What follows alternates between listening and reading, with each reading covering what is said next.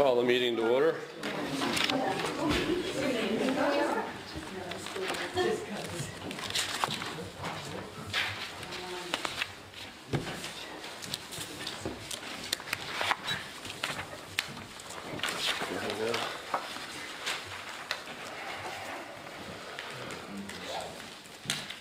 First up on the agenda is a non-public. I think I turned it on, Diane. Oh, okay. Yep. So non-public session minutes from October 4th, 2012. We're going to do the amendments for that when we unseal the Lewis litigation minutes, so we can put that off until we do so. Next up is to approve the Selectmen's meeting minutes from January 3rd, 2013. Entertain a motion to do so. So moved. Second. Any amendments? I was just wondering when I went through these under visitors, was Dave Mason here? He was. Oh, okay. I didn't see him. Yeah, All right. he was here for part of the meeting. Okay. And then had left. It's the only thing I had.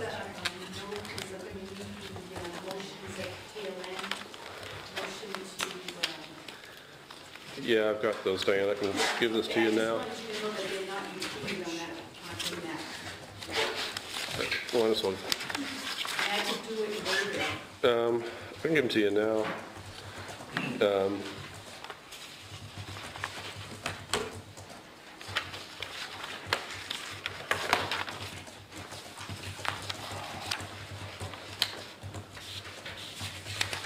We'd entered into non-public session at 6:30.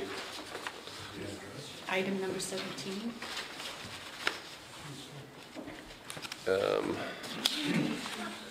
And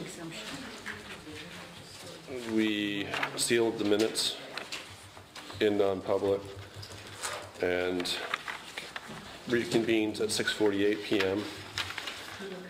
We went back into non-public at 6:49 p.m.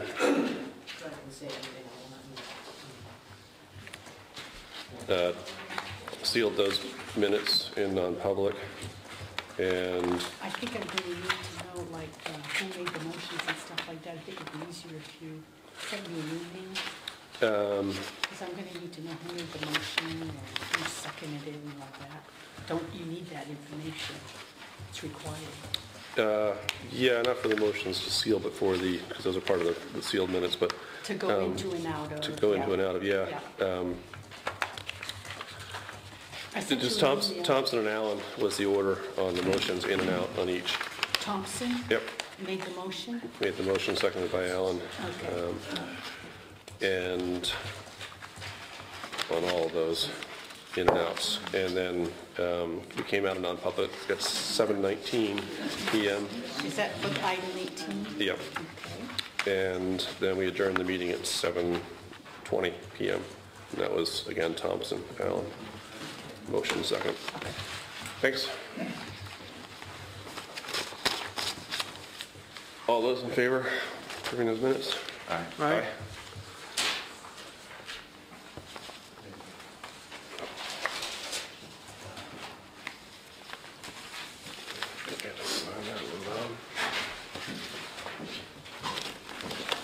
Start your pile there for you. Thanks. Next up is public comment. Beth? I have a short comment here. It's a one-page document that I'd like to read for the record. I attended this Board of Selectmen's last meeting on January 3rd when Office Administrator Diane Falsey publicly read a complaint of retaliation concerning a grievance complaint that she had filed against Selectman Jerry Dockley IV for discrimination, threatening, and bullying. It was stunning to hear these allegations, very disheartening to hear this complaint of retaliation that these behaviors continue to occur. I was particularly disturbed to hear that this board has allowed disparaging comments to be made publicly about Diane Falsey in this forum. During public comment of January 3rd, I requested that this board disclose the report of an investigation conducted in this matter. Jerry's response was that this is a personnel matter and was not subject to disclosure. I disagree. Pursuant to Chapter 91A, governmental records, disclosing actions of an elected official are not exempted under 95A, colon 5, Section 4, since the investigation report is not a disclosure of personnel practices, such as employee discipline, hiring, or firing, but rather an investigation of an elected official's acts. Furthermore, on February the 2nd, 2012, a non-public session took place to review Diane Falsey's grievance against Jerry Doherty IV, public official, which was not sealed. Pursuant to 94A, Section 4.2, every citizen has the right to inspect all notes, materials, tapes, or other sources used for compiling the minutes of such meetings, and to make memoranda or abstracts, or to copy such notes, material, tapes, or sources inspected, such as Diane Falsey's grievance. Therefore, I request the Selectmen release the investigation results which the taxpayers have funded in the amount of approximately $12,000 in Diane Falsey's grievance for reasons just stated within 5 days as prescribed under the right to know laws.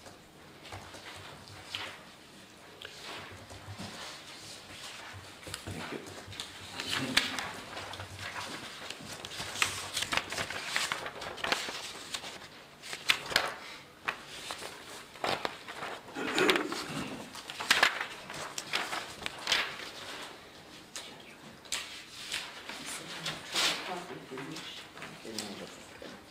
I have 2 copies here if anybody would like one.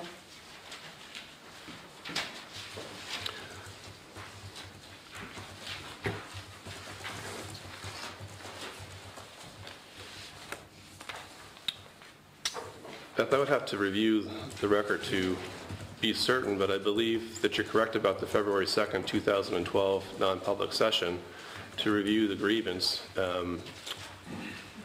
I believe those are available to the public because we did not seal those minutes. Because if I recall correctly, we didn't see the need to at that meeting. I can go back and double check, but I believe you're correct about that those aren't sealed. So. Right, that's not what I'm requesting though. Well, I'm addressing what you're requesting there. As far as the other thing that you're requesting, we'll take it into consideration, but I can answer you that, the investigation was done, and we are being public about that there was a grievance filed, there was an investigation conducted. The results of that investigation are a personnel matter, and that's where we've left it. And you have actions that you can take beyond that, but as far as this board is concerned, we were advised by council that the results of that investigation are a personnel matter. You were advised as a group in a meeting?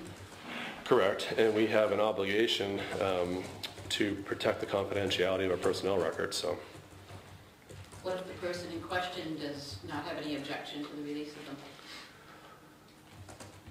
That's not up to that person in question. We're the employer, and we have an obligation to protect the personnel files of our employees. Again, that person has the right to be as public as she wants to with that situation. But as far as the results of the investigation are concerned, that's a personnel matter, and that's where we leave it. As I said in the comment, I disagree. Understood. Okay. Okay. Thank you. Are there any other comments? Yeah, a couple. I was surprised to read, I was reading the December 20th, meeting notes, and it was kind of strange. I didn't even know this happened. The town has, I understand, hired a part-time police officer, and what happened was there was a letter from Penny Miller, town resident, relating her surprise and this and that about the hiring, and the person had been hired, and there was no advertising for the job, and he was hired as he was just an individual in town. And then there was a comment And Chairman Doherty noted, and this is like, if these words are wrong, please correct me. Chairman Doherty noted, if the board had been talking about a position that was significant, then this hiring might have had a different process behind it. He has no concerns with the position not being advertised. Now, I'm just reading this and I'm a little bit shocked because I remember other cases where they said that prior boards hadn't advertised positions. And if this is true, that position of a part-time police officer is going to have a gun, a badge, and a club, and it's not significant, I just want to go on the record saying I think it is a significant hire, and I think that it probably would be better to be advertised and went out in the whole locality, but that's beside the point. I stand, sit, to request the board to release the non-public sessions that were all agreed upon on November 1st meeting, that the Holly Lewis non-public sessions, which are many, under RSA 91A4, I request these to be returned to the public within 5 days because you folks promised to return them, and that was, what, 3 months ago? It's getting late, it's getting close to a new election, it's getting close to new votes. We should have this information, and I don't know why they're being held up. I don't expect a response, I just expect results. Thank you very much. Well, in regards to your response for them being released in 5 days, those minutes were sealed due to litigation, which is a proper course of action to do. We will not be releasing them in 5 days. We need time to review them. We've been busy with many other much more important things, Gino, to conduct the town's business with. When we have the opportunity, we'll be reviewing them. We have the ability to review them individually now, so we don't have to do it necessarily in a meeting, and we'll get to it when we can. Are there any other comments? Frank? I gather from the agenda that you may be voting on whether or not to propose an amendment to the building code ordinance. Well, Frank, if that's what you want to discuss, it's on the agenda as item number 6, and I'd be happy to take comments from you then for that. Well, I have an opportunity to talk before you vote. Again, it's on the agenda. I have no idea whether we're talking about voting on anything or not, so perhaps you know more than I do about something. I don't. Well, I'd like to have an opportunity to make a comment. Like I said, now or then. We've got that on their agenda. Item number 6, we'll be discussing it then. I'd be happy to take comments from you at that point. Are there any other public comments? Hearing none, go on to the police report.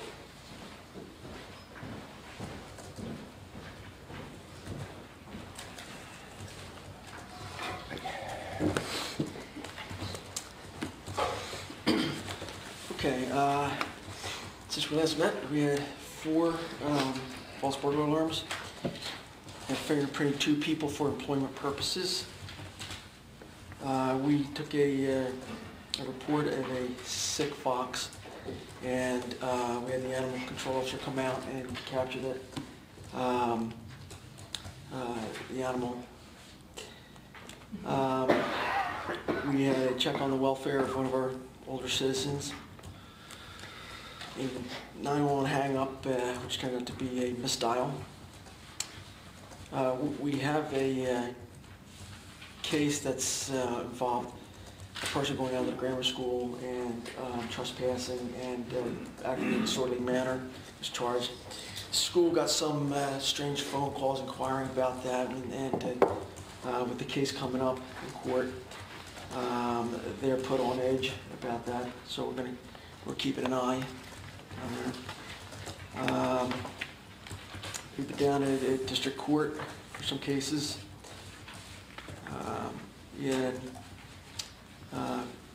Vehicle, a lot of vehicles in the snowbank.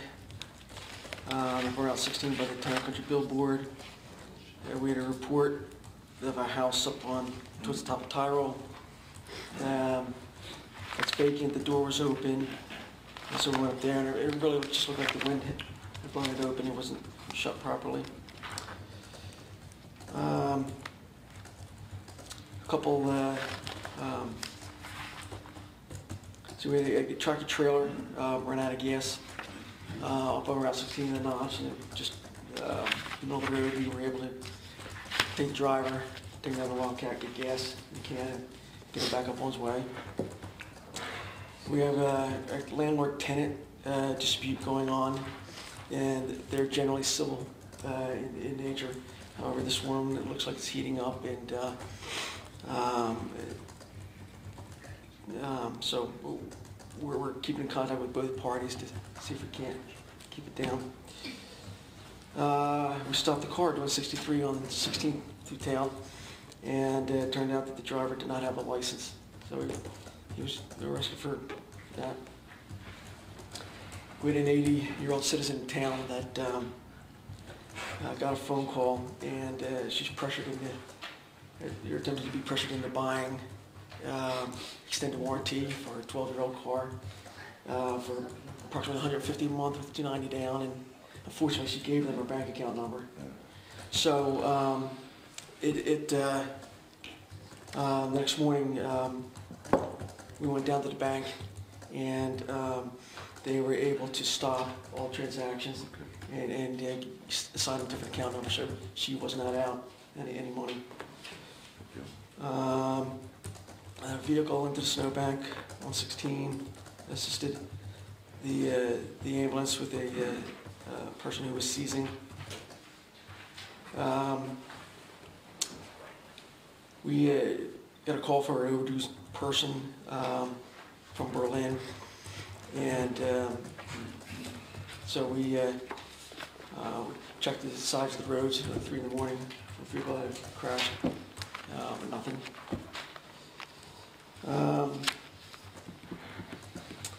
Accident, 16 up the notch, accident, 16 up at the Blake House, and we were investigating an accident where a car slid off the road and hit a pedestrian, a 12-year-old person, child. So, yeah. When was that? Excuse me? When was that? That happened yesterday. Oh. Yesterday afternoon. Yeah. Hurt bad? Excuse me? Hurt bad? Hurt bad? No, it looks just some bruising, some soreness. However, the snag here is that the driver of the car didn't contact the parents nor us, and there's a duty to do so. So we're. Do you know who the driver of the car was? Yeah, I've already spoken to the driver and stuff. So. All right. Thank you, Chief. Thanks, Chief.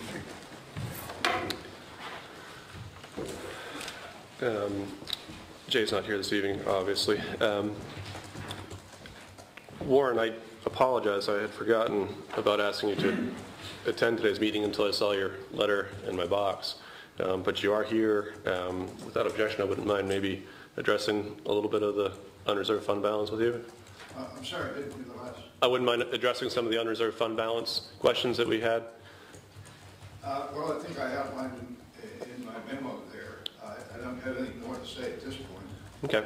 Until I have that back feed from you in answer to my questions there. Mm-hmm. And could probably give you this evening if you want, or I could just write you a note back. I'd sooner get Yeah. Okay. But we've got that information out there, and we can get it to you and go from there. It's not rocket science to put this together. Okay. Thanks. Moving on to building permit matters, we have additional work being done to an existing permit, and he's recommending that we approve that, and move on. So I'd entertain a motion to approve the amending of the current building permit for Beth Lewinger, B2 Lot 37A. So moved. Second. Any discussion? What exactly is the additional work? We're being asked to. I believe it's in there. I believe they are, had to change the roof line and the pitch on the roof. Oh, okay. It doesn't change any of the footprint of the building, and nor come anywhere close to Right the up height. the road here, so, yeah, and I saw all this when it came by, but I didn't have the original one to compare it to, so I really wasn't clear on how it had changed, so. All right. Roof line. All those in favor? Aye. Aye.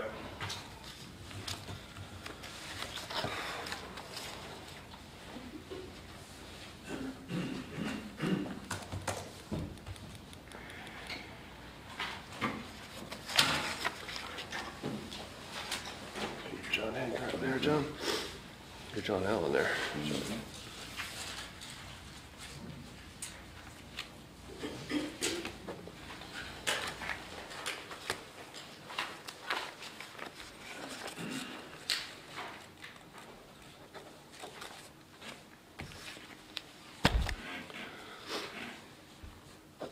And I had requested to have the building code ordinance put onto our agenda so that we could discuss it a bit. And also, I did not attend the planning board meeting through its fruition last, was that January 10th or the 3rd? Whatever that was anyway. But in the discussion I'd had with Scott and John, you were there, so I'm not sure what the conclusion of that was, but I do have an understanding that there was discussion about the Board of Selectmen offering the amendment on the single-family dwelling part of that ordinance. John, is that correct? As you recall? So I guess I was giving us the opportunity to discuss that anyway, and to see where we were standing on that. But I did also want to address a little bit about where we were in regards to support of that and some of our reasoning behind it. One of the things I wanted to the Board of Selectmen to kind of take a stance on is the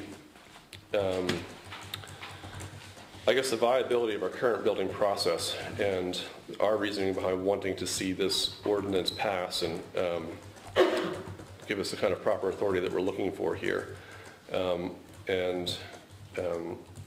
Just so I understand where we're at, I mean, I believe we're all in consensus that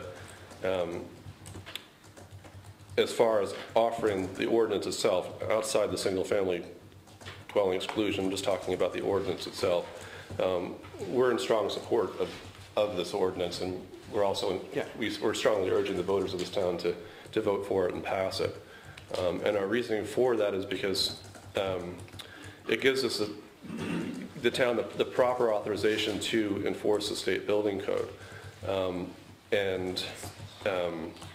The laws have changed this year, and a lot of this has to do with reconciling that with what our current process is. Section 16 of our zoning ordinance isn't sufficient to enforce the state building code. This gives us the right authorization, but outside of just enforcement of the state building code or not, and I guess this is where I'm going to interject a little bit of my own opinion, I don't feel that our current building permit process is working very well, and that this is a way to really consolidate our process, define it much better, and it'll be in a way which it will get it to work a lot better. And I would like some feedback from John and Bob here is their opinion about that specifically. I mean, what the status of our current building process is it something that we feel is working well for the town, or it needs to be changed? I think it has to be changed just because of the 10,000, nothing else. I mean, that was the main issue, is to legitimize the whole process and make it more in line with what the state requests or suggests. And I thought we did a pretty good job of doing that, and I'm very happy with the outcome right at this point. Like I said, hopefully we'll go forward with it. Well, I think that the gentleman doing building inspections for us right now, Andy Chalmers, has made it clear he doesn't think we have a very sound process compared to other towns, that he's provided us with their building permit applications, and we've been able to learn quite a bit about how other towns are doing it, and I don't know anybody that thinks that we've got a system in place that probably couldn't be improved substantially, and so that's the whole purpose moving forward with it. As I ended up running for selectman a year ago at this time, I talked to a number of people involved in this process, current selectmen, former selectmen, planning board members, and when the planning board missed its deadline to put an article on the town ballot, a lot of people told me as I was getting up to speed with it that they understood clearly that a year from now, meaning right now, that a year from that point, they understood there was going to need to be a warrant article on next year's ballot, and so that's what people have been working towards on the planning board for X number of months now, and that's why we've been looking at just how this could look and be improved and be more fair and equitable and end up doing a better overall job at serving the needs of the town. So that's where we're at with it, and I think that as I had it explained to me last year, that there was almost a compromise article that was approved out of the planning board, but it wasn't. If I remember correctly, it was 3 votes yay, 3 votes nay, and 1 person voted to abstain, and so there wasn't an article that came out of the planning board on the town ballot. And this year there's something that represents a compromise among the planning board, and I think I'm pleased that the planning board understood the importance of having something for the voters to approve, and so I'm supportive of the actions they've taken, and I look forward to having the citizens of the town finally give the proper authorization to enforce the state building code at the local level. And John, I agree with you about the $10,000 issue, but the other issue that I see is right now the Board of Selectmen is enforcing the state building code, and that's another piece that's not the proper route by law. Right now what we're doing isn't the proper enforcement of the state building code, and that's another reason for offering the ordinance as well. And that the most important piece of this is that the building inspector should be the person that's issuing the permits and issuing the certificates of occupancy, independent of the Board of Selectmen, and that's a critical component of this. And that I would think that with or without passing of this ordinance, that would be something that the Board of Selectmen should consider having happen anyway. That we're not professionals. We don't know the information involved in the state building code. We shouldn't be the ones that are making those decisions, and the law actually doesn't authorize us to, and that's another important aspect of that. So to me, that's the 10,000 and that component are the most important reasons to offer this ordinance, and the voters to support it. Now, in regards to the single-family exemption, the planning board, I understand, is in a little bit of a dilemma as far as how that's being offered, and that's why we were asked to put forth that amendment, and I guess I would like to have a little bit of discussion of that. What our thinking on that is. I know what my thinking is, and Frank, I'd be happy to take some comments from you on that, but I think we might want to have the board address that first, because you might not, I imagine your comments might be different after you hear what we have to say about that anyway. And Bob or John, do you want to start with that? Do you want me to start with that? Or? Well, it's my understanding that that warrant article was passed by the planning board, and so they have rules of order that govern their meetings, and it's my understanding that they would have to rescind their approval of that warrant article, and if they do that, we can take it up at that time. I'm on record as over the last X number of months that I didn't really see a need for that or understand the need for it, but if that's what it took for the planning board to compromise and move forward, that's fine. I also want to recognize that Scott's here, the chairman of the planning board. I don't know if you want to weigh in on this also, Scott? I just want a point of process, I guess, regarding, it's just said Bob. According to Council Peter Malia, so long as it's on the ballot, what we voted on will have been fulfilled. And so, according to Peter, it does not matter whether it's the planning board that puts it on the ballot or the board of selectmen that puts it on the ballot. I'm not advocating any particular way, but according to Peter, it does. We would not have to rescind that vote, that motion, for the board of selectmen to put it on the ballot. So I know John wants to weigh in and Jerry wants to weigh in, but the question that comes to mind was what would be the difference and why would we want to do that with your work? I'm not sure I can answer the second part of your question. The first part is that the planning board is very divided on the issue. So I think the suggestion that perhaps the board of selectmen might be willing to put it on the ballot was one of exasperation at the end of the meeting. I think that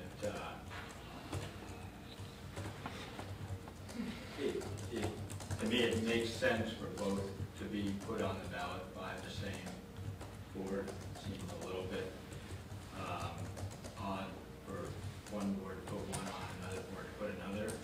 On the other hand, it's likely that if the planning board puts it on the ballot, it will be with, possibly, I will say likely, it will be with a vote of not, there won't be a vote of recommendation for it, which also is a somewhat odd situation at the end.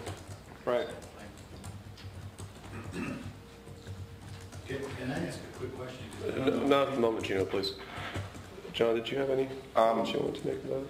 Just that I'm supportive of the opportunity to give the voters a chance to respond on the single-family home issue. And I think and I'm in favor of putting that forward that way, but I think that there is, something to be said about, having the building code. To me is something that's become, I assume, and I'm not that well versed in it, as a big city type of problem. Something that probably was driven by the larger cities having issues with all kinds of bad homes and things like that. I don't think we have those issues up here, and I don't think it's necessary to put forward a building permit process when there isn't a need. And I really don't think there's a need. I mean, there's a lot of pluses and minuses to everything on this issue. But that was kind of my deciding factor, is there really a need for it? And to put all this together, and for commercial is obvious. I mean, that has to be that way, I think. But that was my intention, or my thought process on having the option of having to have single-family homes exempted, was because I didn't think there was much of a need for it, in my opinion. I have one vote just like everybody else has. And Scott, I would say that from my line of thinking, I think that it makes more sense for a matter of coherency and transparency for it to come from one board. I think that we complicate the matter the more boards things are coming from.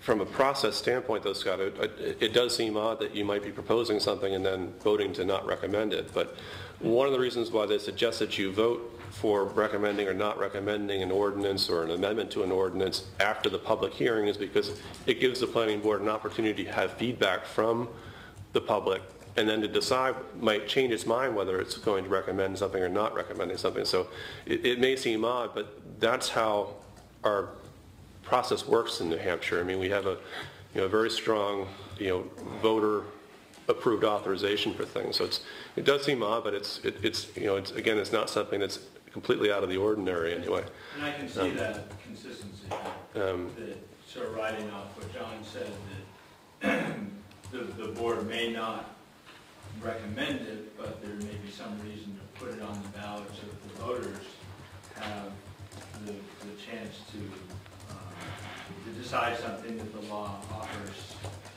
to them. And personally, that's what I would like to see, but again, I don't think that that's something that this board should be doing when it is being developed out of the planning board. You know, that's to me where it belongs properly. So I would hesitate for this board to offer any kind of amendment to the ordinances being proposed by the planning board, at least for this year. I mean, to me, the most important aspect of what we can do is get that ordinance in place and have the voters support it, and go from there. As far as the single-family exclusion is concerned, I think that, you know, it's I'm in favor of giving the voters the option as well, but I think that at least should come from the planning board at this stage of time. Frank, did you want to offer any comments? Well, I'd first like to thank you for the statement you made about supporting, you know, apparently all three of you, the overall ordinance. Of course, I'm just one member of the planning board. I differ a little bit from what Scott said. I think paragraph is the planning board has been unable yet to agree on what the language of that amendment to single-family housing should be. In fact, there was a proposed language that was voted down at the last meeting. So at the moment, I don't know what that second amendment looks like. In fact, I'm not sure. In fact, personally, I don't even think it exists at the moment in terms of a proposal. I agree it would make more sense for the planning board to do it if they could come up with a language. And I am also, I am personally now kind of distressed that we're dealing with the single-family exclusion at all. I thought at last town's elections, it was pretty clear what the town wanted to do. And it's unfortunate we have to bring up that issue again. And I don't want to belabor that point. That's my personal opinion. Right, and I understand that. That's something that I hear a lot, but this whole thing is kind of a stem from that vote, Frank, and that's kind of why we're here, is that, you know, the voters appear to want enforcement of the state building code. Section 16 of our zoning ordinance does not accomplish that, and that's the whole reasoning behind this ordinance. This ordinance is proposing something that's completely different than what we're currently doing. So for me to hear people try to assume that they know what the voters meant when this is something that's completely different than what we were previously doing, I think that that's just, I don't know how people can assume they know what the voters meant when this is different than that. As far as the single-family exclusion is concerned, I think that what the board's being asked to do is something to solve a dilemma that the planning board's having, and I just don't think that, me personally, I don't think that that's the proper, should be the proper stimulus for us to offer something. And, you know, I think I'm hearing that consensus from the three of us right now, so I think that that's probably where we'll leave it. B, I'll take you after. Gino, did you have anything you wanted to add? Just a quick, I don't think you fully explained to the assemblage what the amendment is, so that, I mean, when you're talking like this, I don't know how many people in here realize what the amendment was that was asked of the select board to propose. And what I understand is there would be no more permitting or inspections of single-family homes in the town of Jackson. Is that right? I can address that pretty quickly. The quick question is, the vote that we took last year regarding inspections and permitting of homes, what is the missing ingredient that wasn't in there last year? Because I don't even know, I'm just asking because... Gina, I don't want to get into that this evening. We only have so much time. That's something that's been addressed all year long and been addressed for 2 years now. B, did you have something you wanted to? My personal opinion, zoning should be done by the planning board. But also, aren't we supposed to be having a public hearing on this ordinance tonight at 7:30? We are, but the only reason I put it on our agenda is because it seemed as though we were being asked to do something, or at least to consider it anyway, and that's what we're doing. And I wanted to give a little bit of background on why that was happening. Gina, what the amendment is first of all, there's a new ordinance that's outside the zoning that's being proposed. And there's also a proposal to amend that ordinance to exclude single-family homes from the enforcement process for the state building code. What that would mean is that the single-family homes would still be, by law, be required to comply with the state building code, and they would, by law, still be required to comply with their zoning ordinance, and they would still receive building permits pursuant to Section 16 of our zoning ordinance. So that aspect of things would not change. They would still be required to get a building permit before any construction could begin. So it wouldn't change any of those things. It would just exempt single-family homes from the inspection process for the enforcement, particularly, specifically for the state building code. Deb? In defense of Scott, the planning board had reached an impasse with respect to this amendment. And I suggested that much in the same way as the amendment to enforce state building code was given to the planning board by the selectmen, that to in effect solve their impasse when discussing that in the same manner and in the same spirit, the selectmen could offer the amendment to the planning board. And it was my belief that the planning board then would accept it in the same manner that they accepted the selectmen's ordinance to enforce the warrant article to enforce the state building code, that the selectmen could give that wording to the planning board and they could offer it. So the concept was not new. It was the same as the original to enforce the state building code, but that it would come from the selectmen as it had the first part.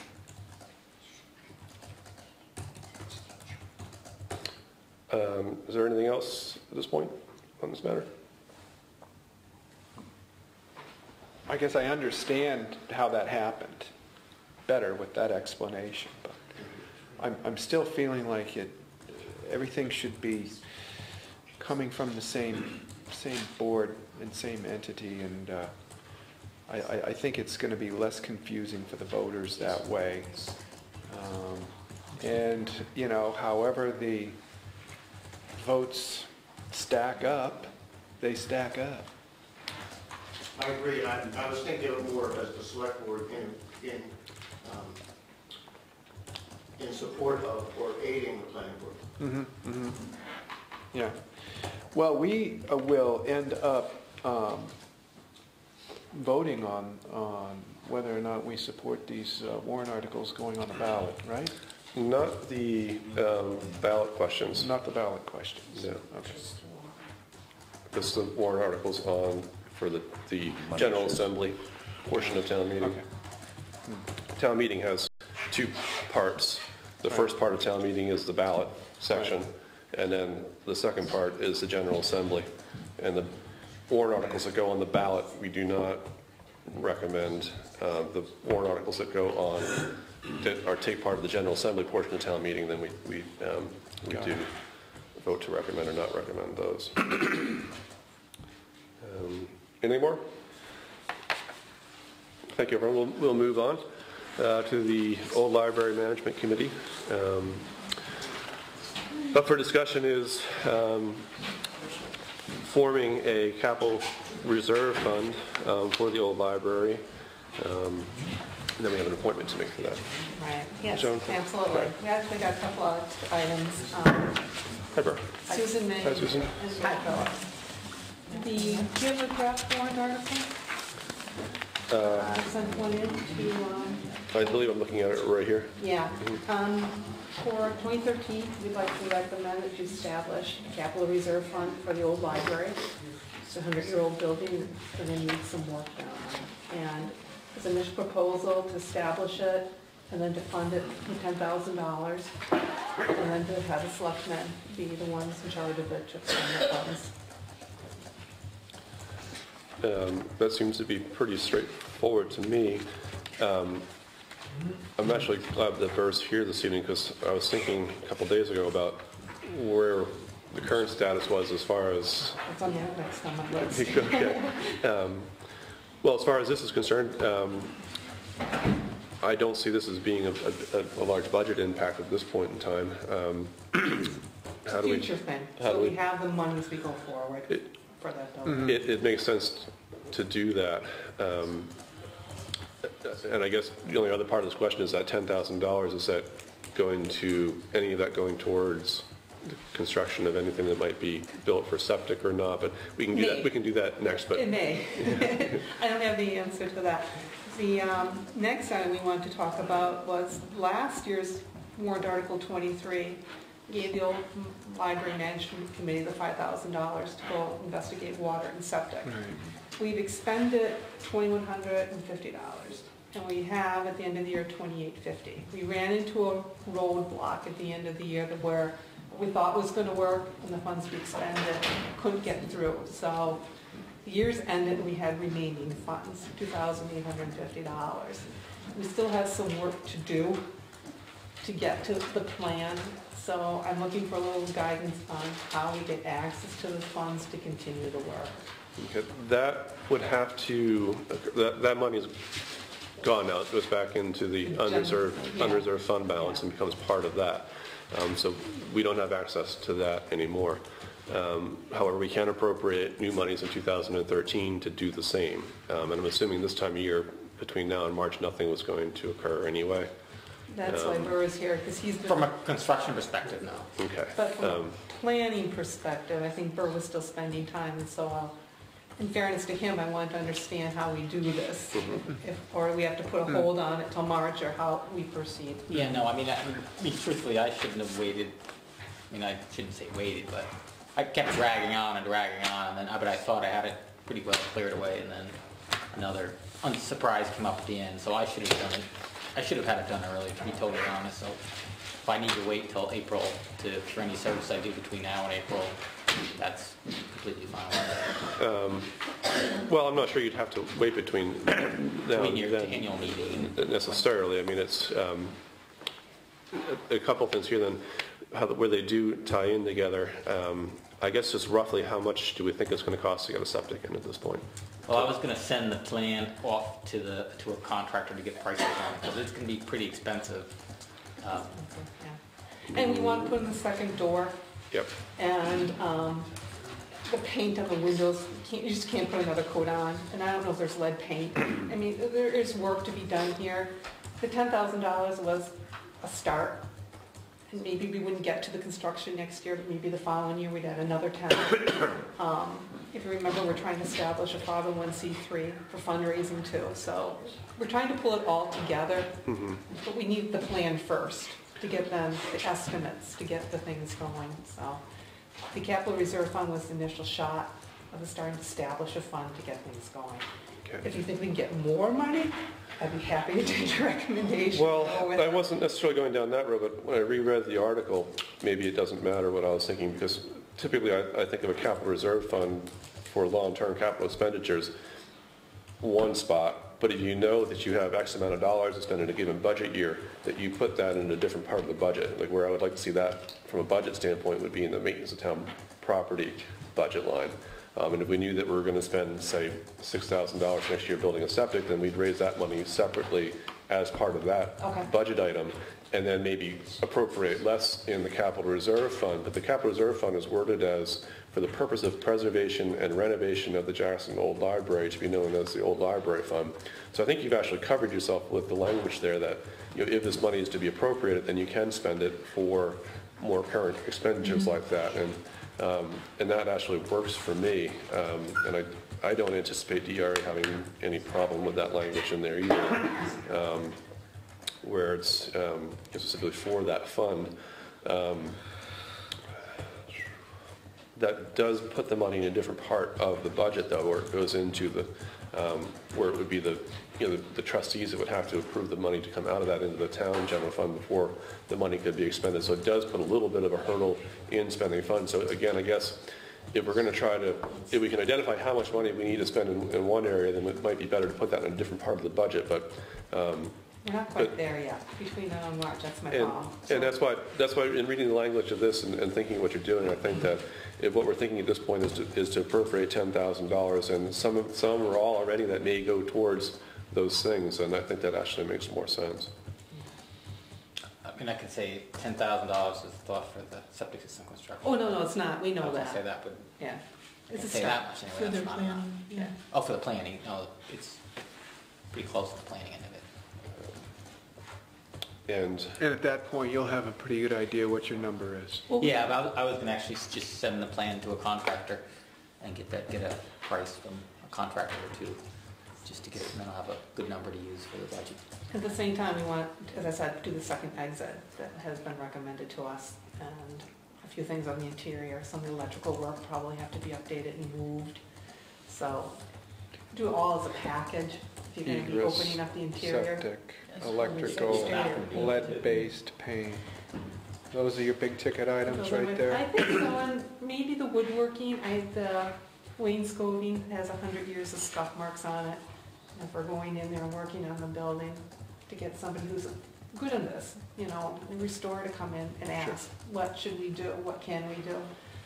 Definitely not replace it or anything, but how far do we go Right. to maintain and to get, Mhm. hopefully that building will be part of this community for another 100 years. To Mhm. get it to be used as a meeting room and things like that. So could you just refresh where we are with the septic option in the church? Sure. Are they, oh, That's our planner.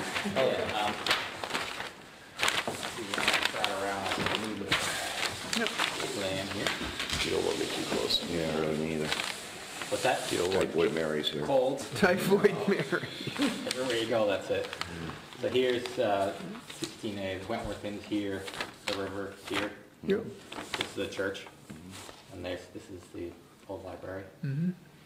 So this hatching basically is area that's off limits, actually extends further, but off limits because of setbacks to water lines, drainage lines, a bunch of other things. So kind of on this end of things, it pretty much cuts out almost everything in the lot, and the church was pretty adamant about not doing anything over here. So we went to Fritz, which his property was basically everything over this way. And he had said this area, kind of right behind the Fair Lawn building, was an area to put it in. And that's where we thought we were going. We did a test bed, soils were, but then we had the utilities map marked, and they found there's the primary power, phone, cables, everything going back there, goes along this side. There's a drainage, and we did the mapping that comes out, the drains here, and put any sort of system that would have to be raised because the soils are thing would effectively block the drainage. We've got utilities. It just works out to be not a very good, pretty much an impractical spot to try to put anything. So over here, the opposite side of the driveway, right in the corner, there's actually the parking lot here starts for the last condominium unit. This is the area we were looking at putting a system, putting the leach field, I should say. So, but to get there is, you come out of the building, you have a tank with a pump in it, and then you run about 300 and close to 50 feet around and pump into this little system. That is the closest location. It's And not whose easy. property is to that? get Is that, over. is that Fritz's too? Yeah. Fritz's. Yeah. So I've met with him, and he hasn't given me the official yes yet, but he's Yeah.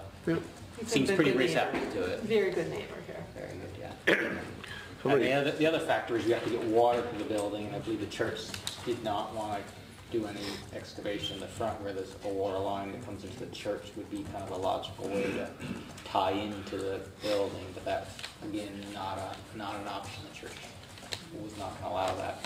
So we would have to actually come across Route 16A to get to the church. Fortunately, the existing water line is all the way on the other side of the highway out of the road, so we could potentially bore underneath the road without digging the road up through the road. Done that before. Yeah.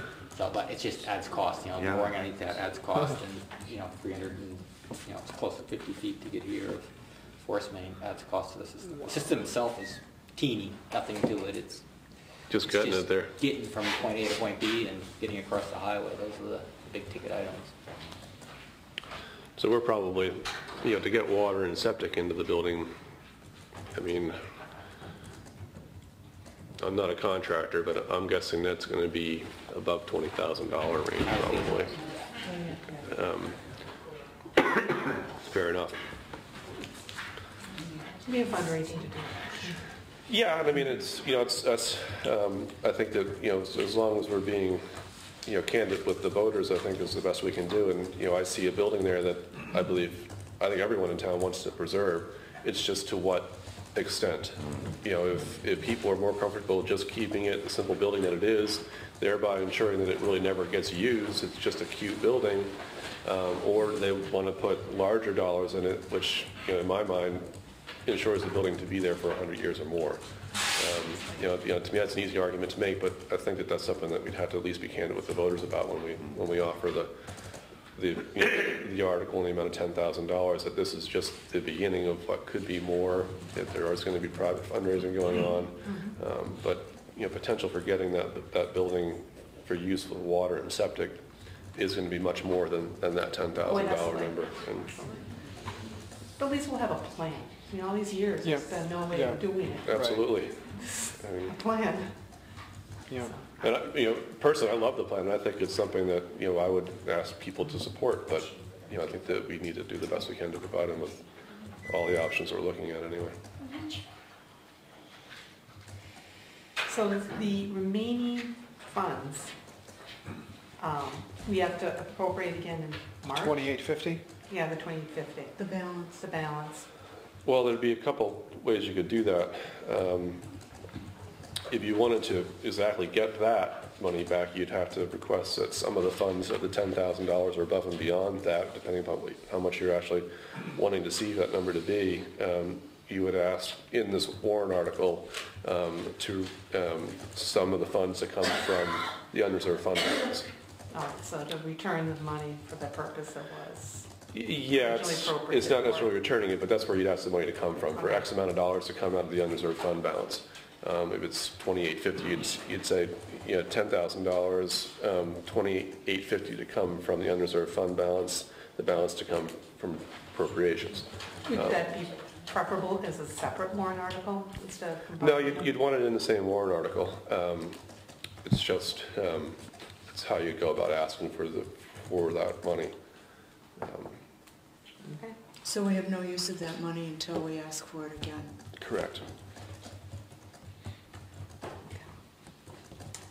The other two items I'd like to bring up to the board was a while back we gave you a draft 501c3 paperwork, and I know Peter did call me about it.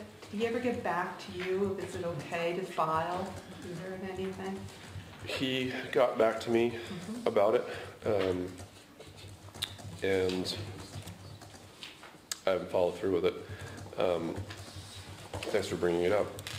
He saw no problems with it. He did have a recommendation as to who to use to execute it, and he did have numbers for how much it would cost. I don't have the numbers off the top of my head.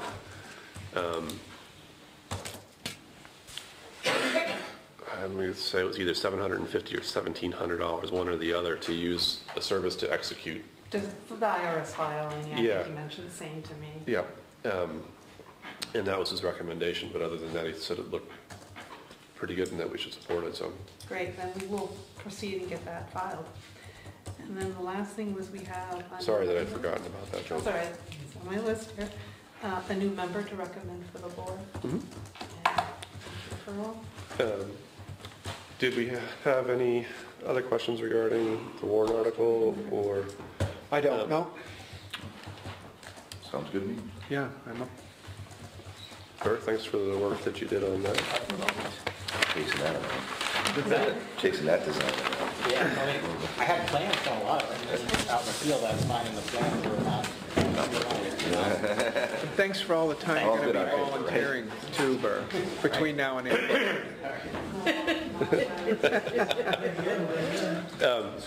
I'd like to entertain a motion to appoint Margie Furlong to the Citizen at Large member of the Old Library Management Committee. Second, or so moved. Second, getting ahead of yourself there, aren't you? Marge, Once again. thanks for volunteering. It's very much appreciated. Yeah. You know that's not a paid position. Oh, but there are many rewards. Yes, man. Yeah, we did. Sure. All those in favor? Believe that. Aye. All right.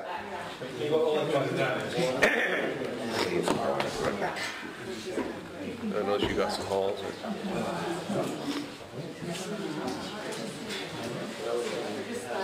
Where does she live?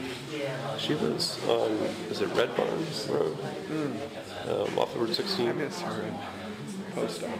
Yeah, here too. I miss all the places. I know. Quite the turnover, huh?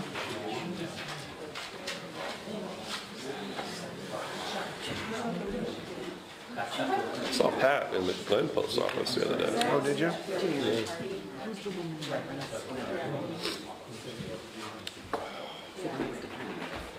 Yeah, right behind Roger and John. Kick myself for not knowing it's I'm supposed to. There's the ski tour.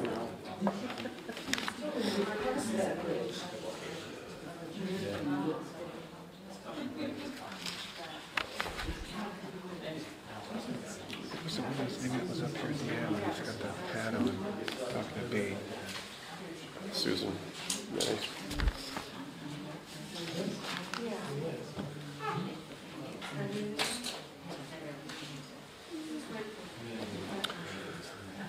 Next up on the agenda is the replacement of the town hall furnace. Warren and the Historical Society, and their continued graciousness to the town and its upkeep of the town hall, has begun the process of replacing the furnace, and I just wanted to get on the record that that was occurring, that the furnace is being replaced there from an oil burner to a propane burner, and to thank Warren and the Historical Society for facilitating that. Great.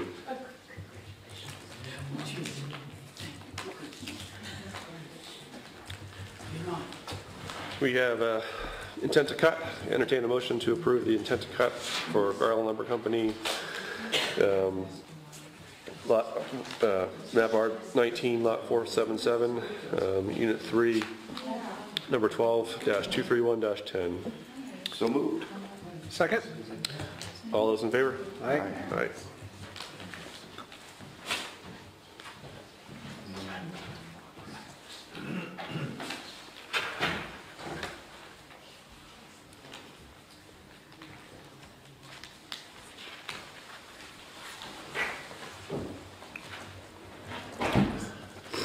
Next up is to approve the Household Hazardous Waste Day for 2013, letter of commitment from the town.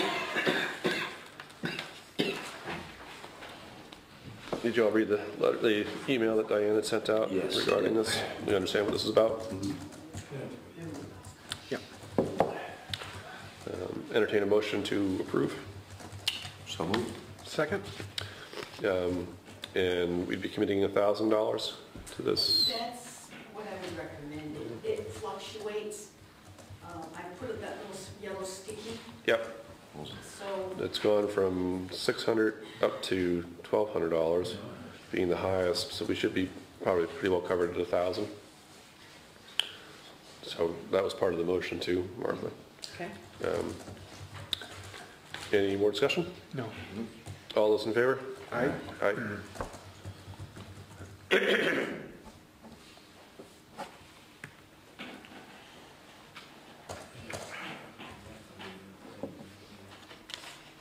Dan, do I fill that in, or do we wait until the town actually approves that,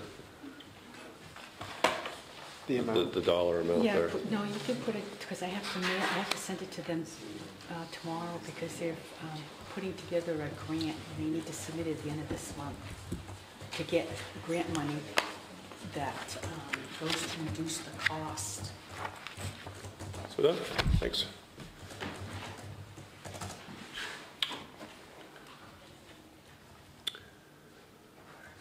Next up is Town of Bartlett, $15,000 reimbursement for the Bartlett Jackson Transfer Station operations. Bartlett had sent, let's check, was it 15,000 or 13,000? I originally put 13, and I was in there, and it should have been 15. I'd spoken to Gene Chandler a couple weeks ago about this, and I had talked with him that we were okay with the $39,000 and change number, and he was expressing wanting to send us some money, but they don't have the full $39,000 right now. So they wanted to just send us some, at least to get the ball rolling. I think we still might have some questions about whether or not how we accept this money. Diane, in the conversation you had with DRA, they were saying that we should probably accept this as unanticipated revenue, which means we would have to have a public hearing. So I mean, I guess for our next selectmen's meeting, we would put it on there for that. I think that's probably the smart thing to do. My guess is that actually this is anticipated revenue because we're anticipating X amount of dollars for this, but I think that given the circumstances, it would be a wise way to do this just to be certain anyway. It doesn't hurt to do so. Are you going to just accept it and that's it? Is that your intention? Well, I mean, I think we'll receive the check for now, and I don't know whether we'd actually deposit it until we have that public hearing or not. I think it might be wise just to have the public hearing first and do so. I don't see any harm in waiting then.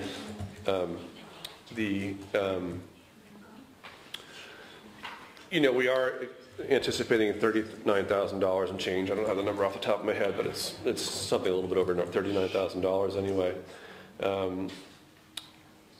One of the reasons why I'm not too concerned about Bartlett paying up on that at this point in time is just we actually owe Bartlett, probably close to $25,000 at this point anyway for the months of September through December to reimburse Bartlett for the money that we owe them towards employees' salaries.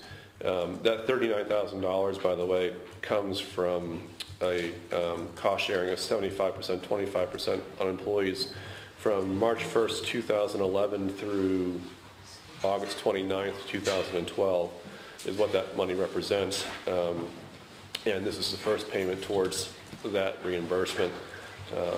And given that we probably owe them about the same now, I'm not concerned about the dollar amount at this point in time. John, Bob, do you have any comments on that or questions? No. Okay. So Diane, we'll just schedule a public hearing for our next meeting and officially. Might as well, yeah. Next on the agenda is the Tin Mine Road tree cutting authorization letter to New Hampshire Electric. We'd approved this, I think, last meeting or a couple meetings ago. Is this just to formalize it? I attached what you approved in this meeting with Jay's input. So we just need to sign this at this point? Correct. It's a scenic road and they are asking permission to trim the trees. There's a lot of proposal being enforced. Just to make it more official, I'd entertain a motion to approve and sign the Tin Mine Road tree cutting authorization letter to the New Hampshire Electric for pole replacement. So moved. Second. All those in favor? Aye. Aye.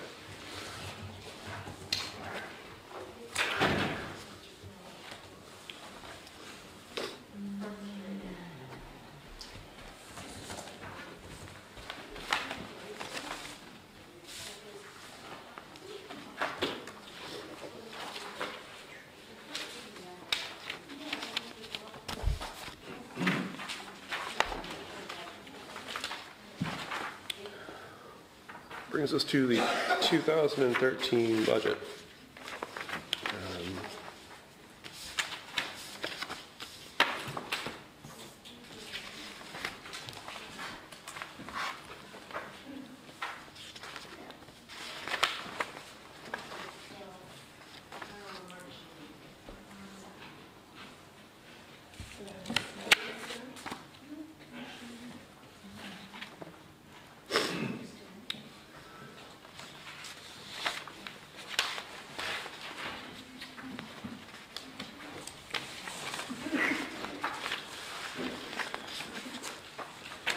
We've reviewed this 2 meetings back, and then last meeting we didn't have too much discussion over it. So we really didn't have anything added or questions on our own at that point in time. We've progressed a little bit more further down the budget process from there. And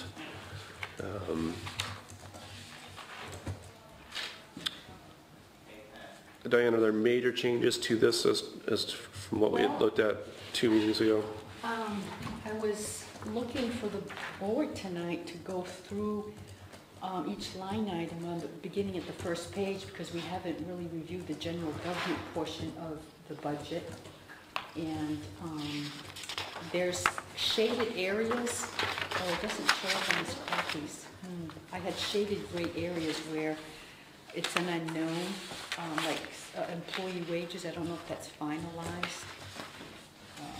Shaded areas on the front page? Yeah, I had shaded gray areas and it didn't show up on these copies. When I sent you an email attachment, you would have seen the gray areas. I didn't notice it originally, so. But I can, in the past, what we've done is you go over each line to see if you're, to get your approval for each line item. I thought we did that during the public hearing, or did we do that both times? No, you've got to do it before, because there are some questions. I have questions on some of these line items. Well, I know that we have unknowns in there. I thought when we went through line by line was typically the public hearing, but... Well, you will be doing it then, but I need to have your, approval that these are the numbers you want to present. That's understood, right, yeah. Okay. So there really isn't a reason not to go through that. Might as well start at the top.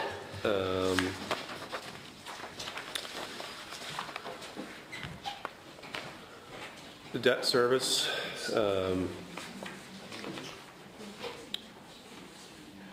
Proposing $1,000 for 2013. Going to guess that the increase in that was anticipation of having to take out the tax anticipation note, Diane? Where are we now? At the top, the debt service. You're on page 2. Oh, you're on page, you're not on the first page. Oh, I thought you said it was on the second page where you were starting. No. I'm sorry. Yeah. First up there is elected officer salaries.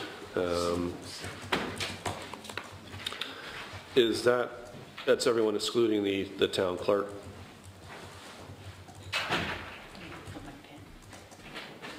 What's that now? This number is everyone excluding the town clerk. That's correct. That's selectmen. That's supervisors of the checklist, the moderator. We had a little bit of discussion about this number last year regarding the auditor position, and just wanted to briefly discuss it again this year before we go ahead and approve this number. The auditor is not a paid position, and was wondering if we should offer a stipend for that position. And it would be on that line item, under elected officers' salaries. I believe so. Is that correct, Diane? If we were to offer a stipend for the town auditor, that would go under that. Yes, it would. Yeah.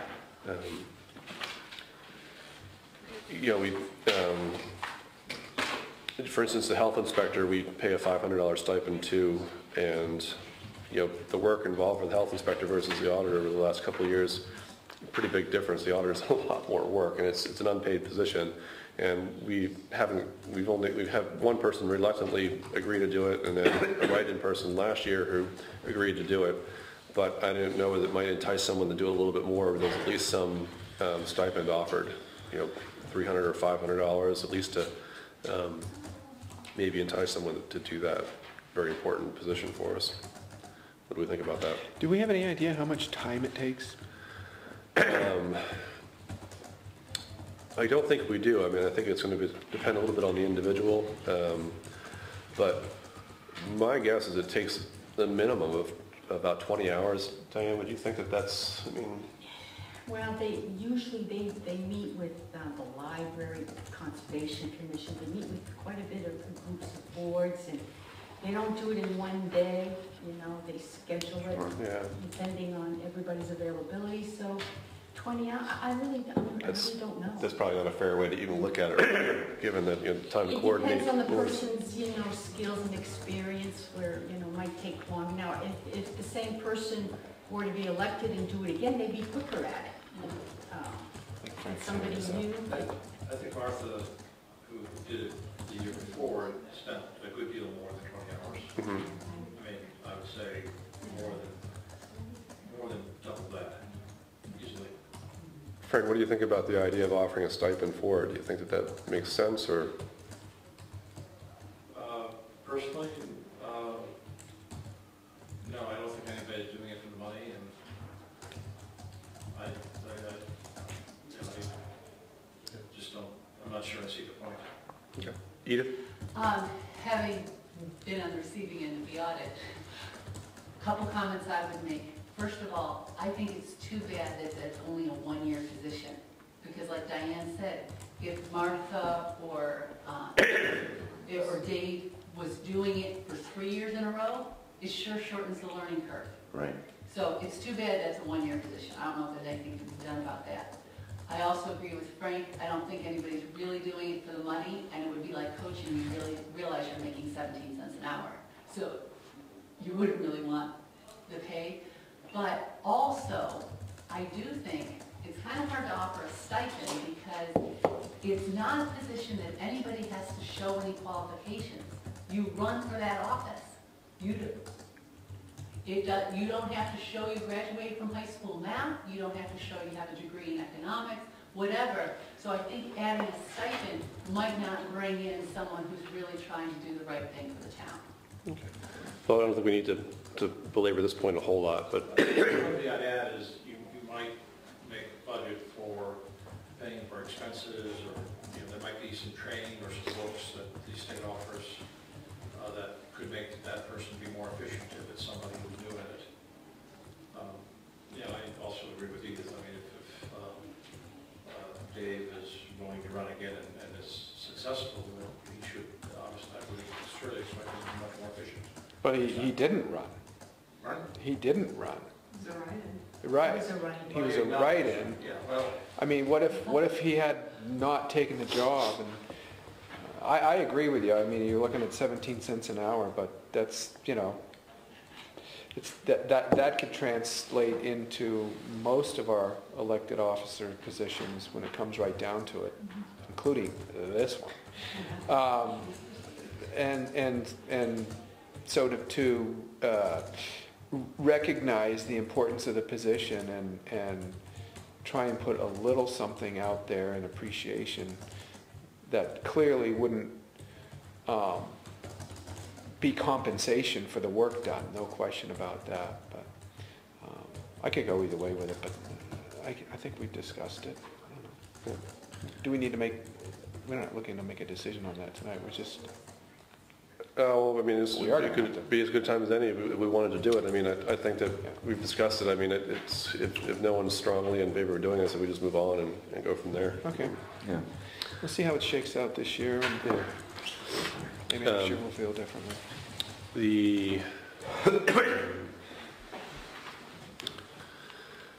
Diane, you're good with the employer FICA and Medicare expenses, Medicaid expenses? Yeah, that, yes. Okay. Yeah. Selectmen expenses, that's built in. Treasurer's expenses, that's built in. Town clerk office wages.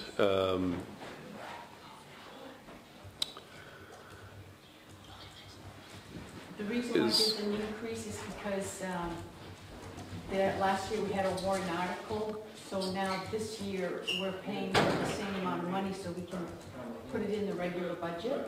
That's why you see an increase.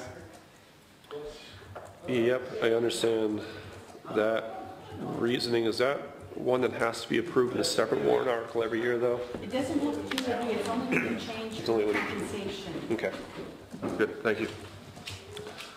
Are And we going to look at a $20,000 adjustment on one of the other line items that used to be under?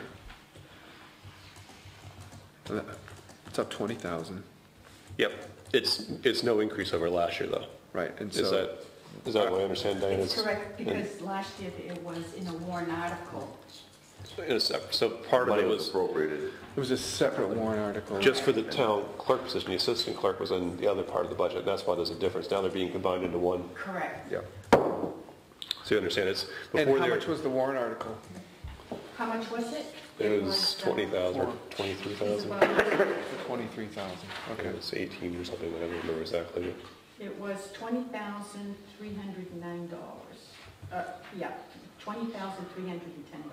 Okay, thank And you. we had appropriated money for the assistant I town remember clerk that in a separate, in part of the general, In the budget. in the general operating budget. Now they're being combined back into the same, so. And Jeanette wasn't looking for any increases this year? No. Well, she's increased her deputy some money, like about $300. But she must be paying for that by lowering hers, I would suppose. I mean, She's not, the town clerk is not changing her wages. She's increasing her deputy's wages by about $300. okay. And that's inclusive in this number then? I'm anticipating maybe she's going to ask for maybe an increase in her pay. I haven't received any requests from her as of yet, probably because she's waiting for the town to vote for the budget. Okay. And we're good with the FICA and Medicaid expenses there? Correct. Okay. Town clerk expenses, tax clerk expenses, 12,440. Seems to be in balance with what happened the year before, so we're good there. Collection fees to state of New Hampshire, that's a new item. Yes, we're gross appropriating. This is money she collects. That's the state's portion.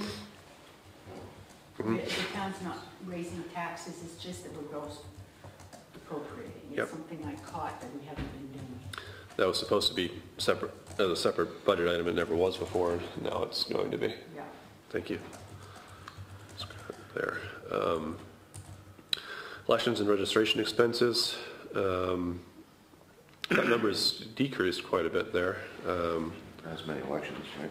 Is that the reason there's not Last year we yeah, had 4 elections, yeah. This Okay. year we only have 1. good enough. Office wages are staying the same. There's one thing I don't believe is in any of these numbers is the salary increases, correct?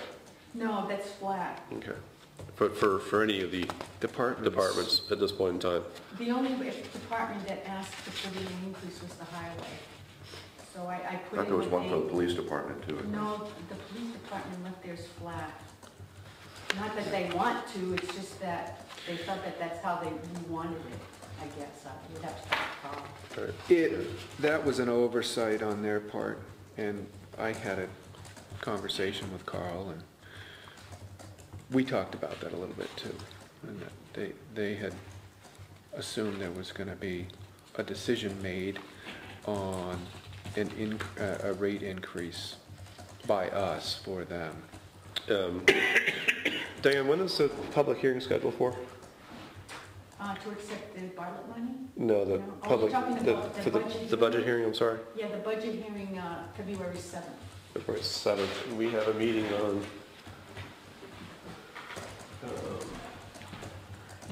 That same Thursday. that same Thursday. Yeah. Our meeting's at 4:30 and the budget hearing is at the same time? Yeah. Okay. I'm wondering if we should have another meeting between now and then, because we haven't discussed the salary increases at all, and it's something we probably need to do. And I don't know whether there's any portion of that needs to be done in non-public or not. I guess it would depend on what we come to the table with. At this point in time, the ones that we're aware of are the 4% for the road crew and Right.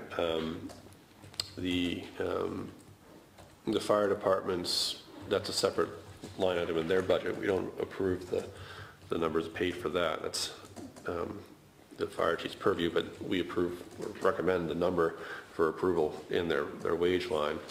But the road crew, the police department and the office salaries are are something that we do approve the number to recommend anyway.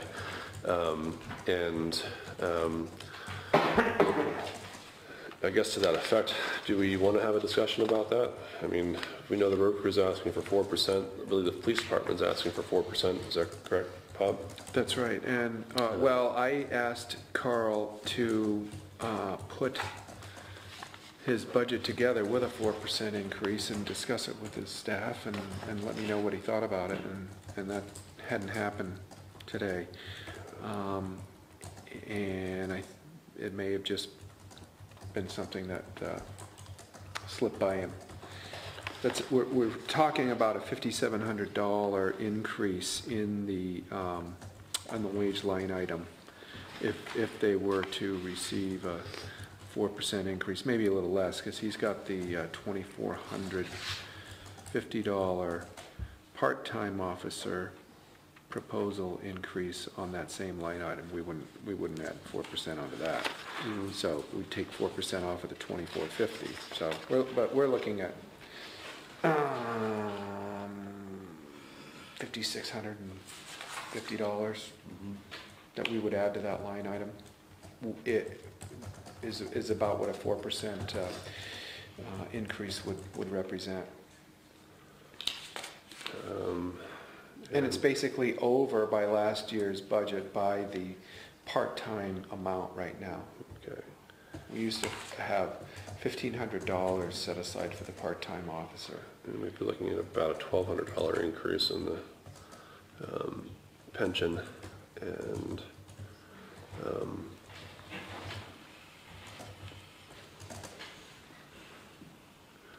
he may have done that work and just not. We don't pay FICA and Medicaid on the police, do we? Yes, just the Medi. Just the Medicaid? Yeah.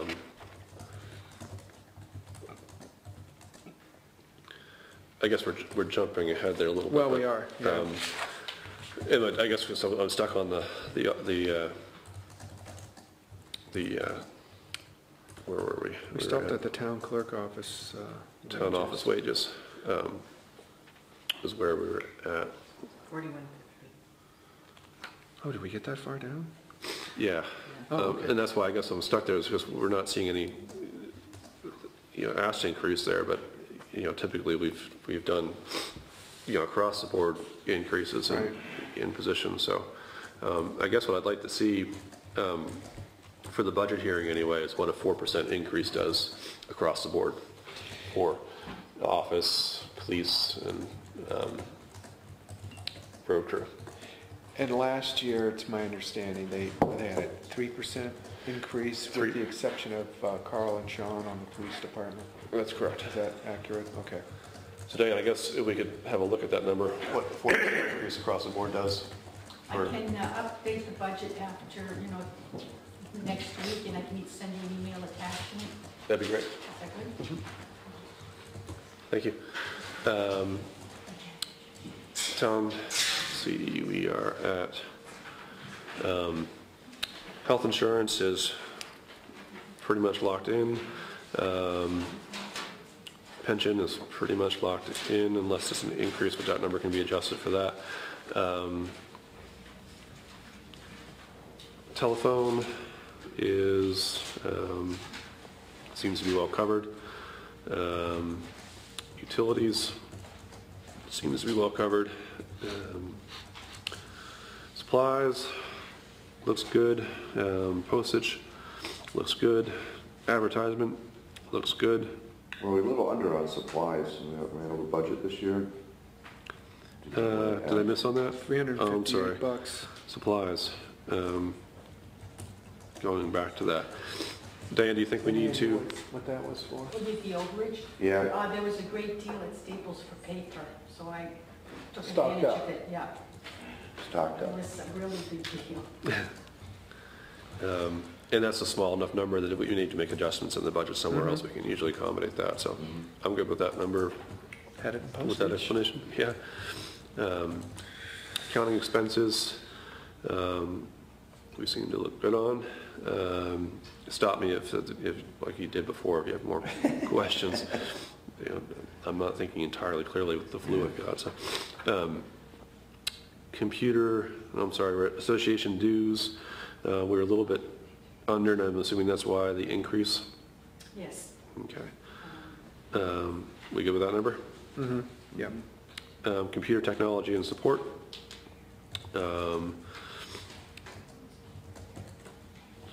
And I'm not sure where this is where the discussion would occur, but one thing we discussed last year but didn't do anything and didn't discuss it all this year was the idea of taking over the town website and making it an official town website and having the town run it. And I believe that's, Diane, is that where the number would probably increase if we just decide to do that? Well, I'm not quite sure if that's the line we would want to increase. It depends who does it. Mm-hmm. But I guess it would be premature to have that conversation until we vetted it, and we're not going to do that between now and March, so we keep the number there. And I think we should talk about it this summer and then plan for it next year. Yeah. It's going to take quite a bit of discussion to figure out who does what. Do we have I agree. line item somewhere, we must, for a stipend for non-elected officers? I mean, don't we pay Hank? That's not a stipend. That's not a stipend. But it was a set amount. It's a set amount. It's in a separate line item in the budget. Will come to that, Bob, as we continue? Well, I was asking about it, thinking ahead to maybe a stipend for somebody to do the website. That's a good idea too. But I think that's going to take a bigger conversation anyway. Right. And there's not already an existing line item, I guess.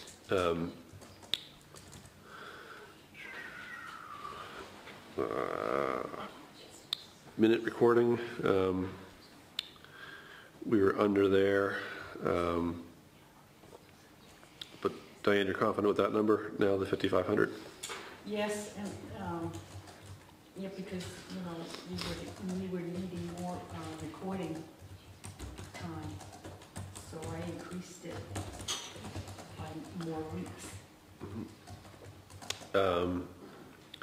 Equipment repairs and purchases.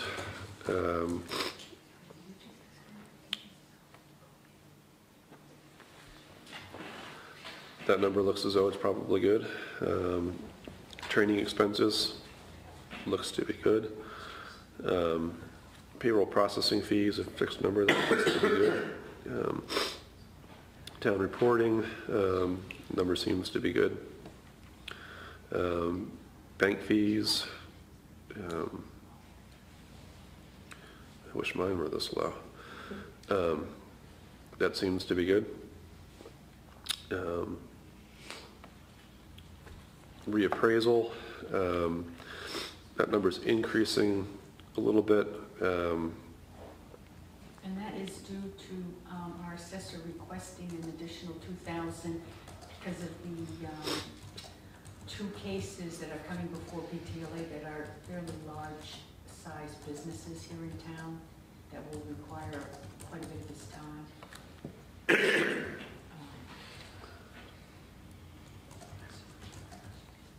We seem to be covered there then? And any other unknown will be coming from now until March 1st. We're receiving abatement applications now for 2012. Legal expenses.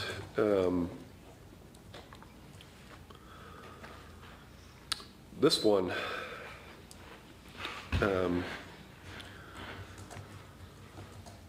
I'm assuming we can probably lower.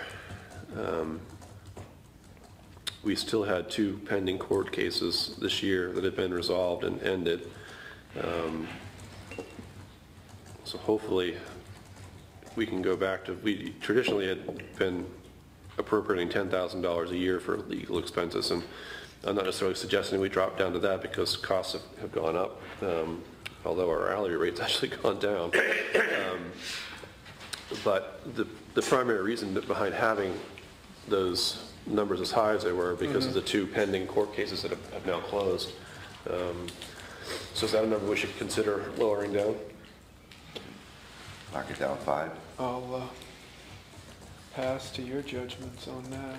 I mean, I think knocking it down 5 is certainly safe. And I think the bare minimum of what the voters might expect us to do. So I say we knock that down $5,000, Diane, and So you want it at 15? Correct. 15.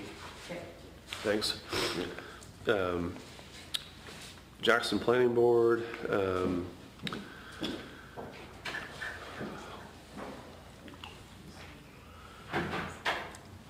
that number is the same that they're doing before, but it probably should be increased due to the master plan. Is that why the notes Well, I there? have a little note there, and I spoke to Scott about that, and he recommended doing a separate warrant article.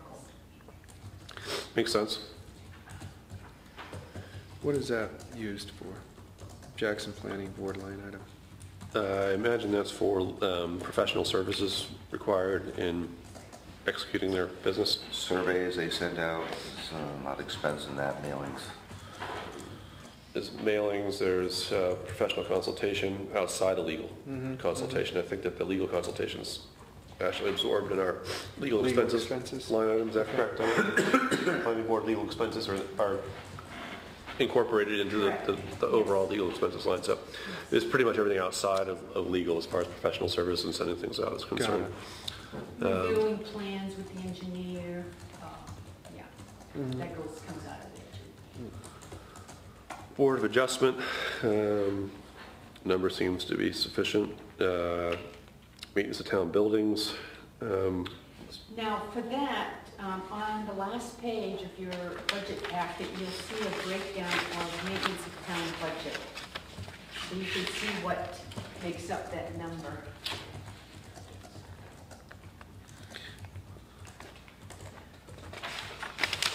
Maintenance of town buildings? I have my numbers off here, and it has to do with the $250 that I paid on the library.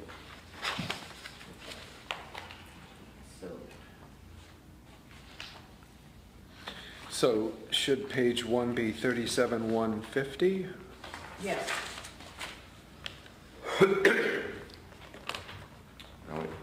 we have a tractor that came out of that 56,000 last year? Is that why it's down?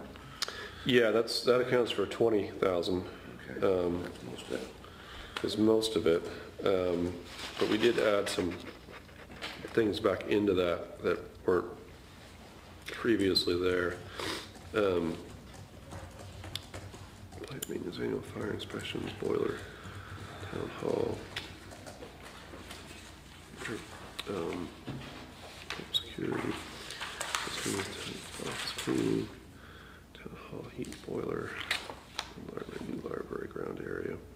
Now, Parking lot, you did put that in there. Oh, good. You know, my biggest question about this is I've heard Jay speak a number of times about how tight this is for him and how he doesn't always have the money to, I mean, I know this is not a contingency fund, but is this something that he signed off on, this amount? Not entirely, and I can explain some of the numbers here.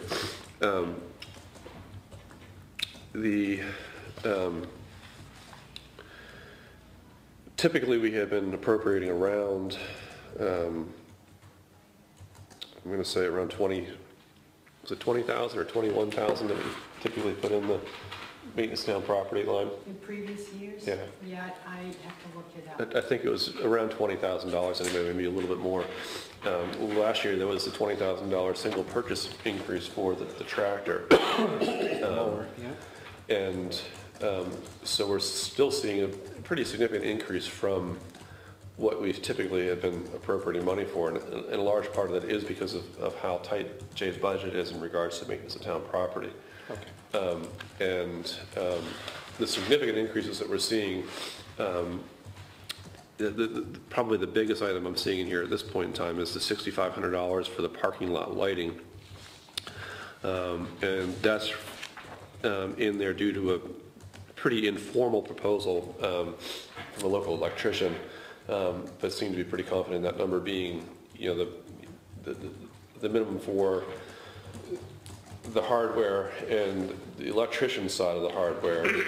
What that number is absent of is the digging and backfilling and doing the groundwork for that. And I was actually going to suggest that maybe we increase that number about $1,500 just to accommodate for that. Because he wanted Jay to do that. Well, Jay, Bennett's number. yeah, Jay would be happy to do it. It's just, and this isn't Jay's suggestion, this is just mine. I'm just thinking if there's any other expenses beyond it, if that number isn't quite rock solid, and if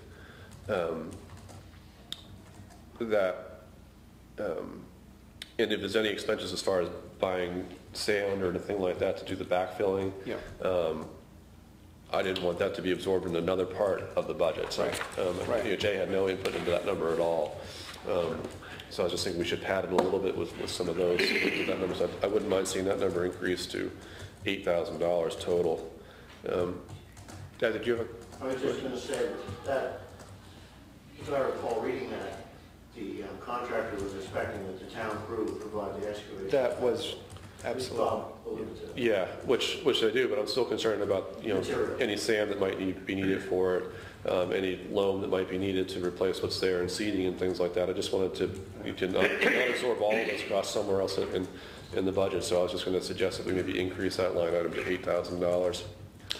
Well, and I just want to make sure we're providing him with the resources that he needs to keep the town up. I mean, I love order. It's just the way I am. And I mean, the park has never looked better. A lot of things around this town right now I think are in tip-top shape, and I would hate to have him at a certain time of the year with a crew that's got an opportunity to do things and not have the necessary resources to do it. That's why I brought it up. I mean, I'm sure that he was to look at this and sign off on it.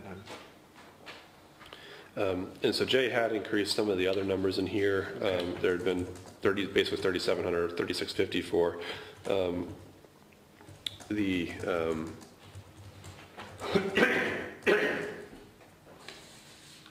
So we're going to take that up to 8,000 parking lot and you know, lighting? I actually, Jay did put money in here for that. Further down? No, right above it, new library ground area. Oh, that represents his... Yeah, the 3,650 loan, painting, paving, electrical. Great. I'm assuming that money's got to be in there. So I'm happy to leave that there. You know, it's probably close enough. If, you know, the electrical work costs more than that, in the end, we can squeeze it out of some of the other parts of that budget, so I'm assuming so. So you want to reduce 8,000 to 65? Yeah, let's keep it where it is, Diane. 65. If that's, I'll talk to Jay between now and the 7th. If that changes, we can amend that then. You know, the 2850 actually from the old library septic water systems in this number as well, which I think is a good place to put that.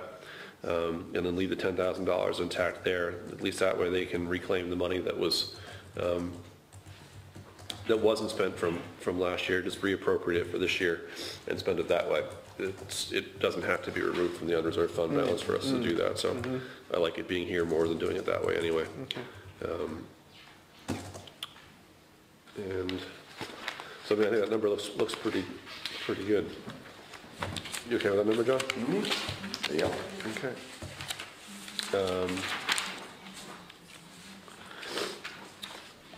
General insurance is a pretty fixed number. It looks like we're covered there. Intergovernment diesel fuel. 20,000, that's a gross appropriation for the school's use. Yeah, we came real close, and I'm not sure if the school's going to be using more fuel, or to do more bus routes and rides. I'm not really on the up and up on that. But that's why you numbers increase there. I think that's smart. Is that all right? Yeah, I like that, thank you. Health insurance, other officers, that's a gross appropriation. If I'm correct, Diane? That's a gross appropriation number, that's not necessarily expended.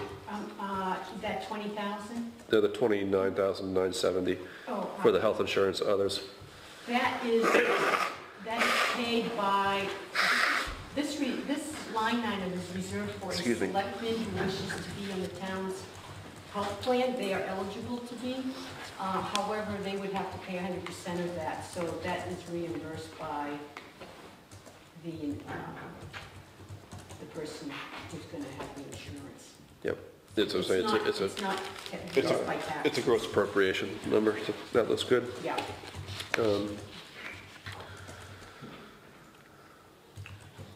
Building inspections, 15,000. I'm a little bit concerned about that number, but my only concern is that because we really are plowing into an unknown territory here to some degree, and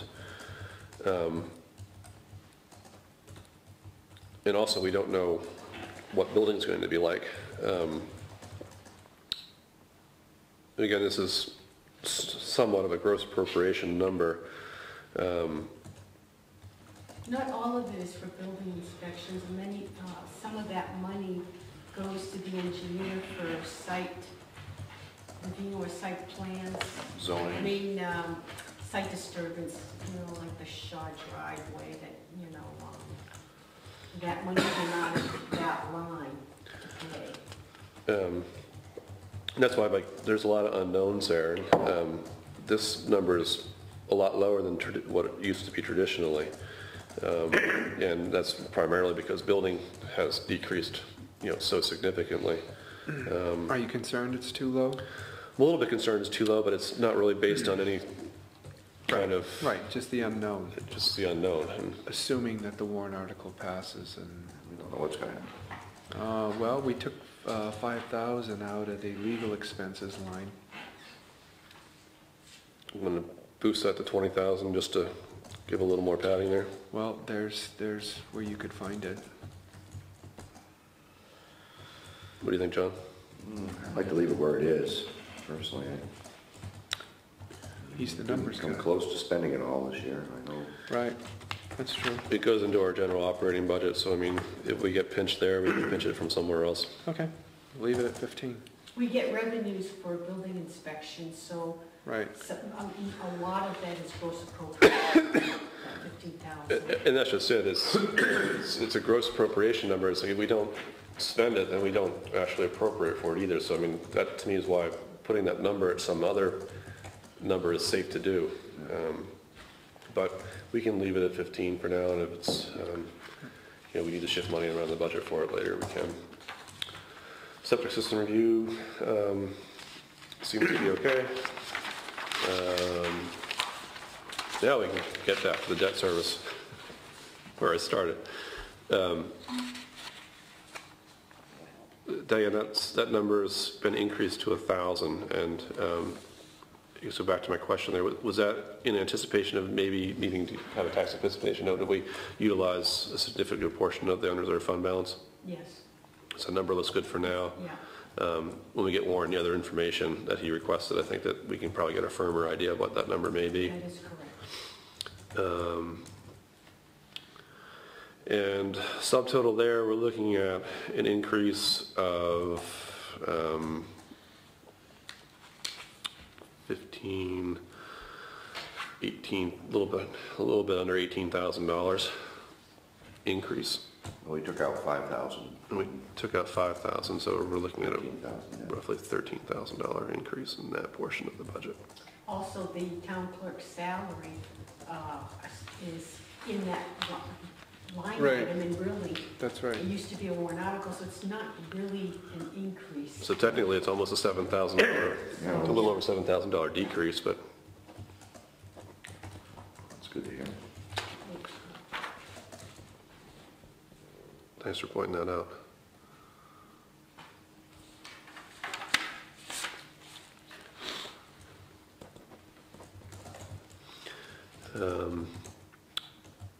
Cemetery checking account.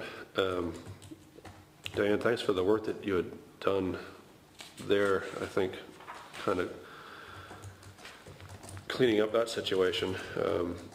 I think that the proper way to do it is exactly as you suggested, in which... So you're okay with that? Yeah, I mean, as I read the RSA regarding cemeteries, it seems the way that we really should be doing it.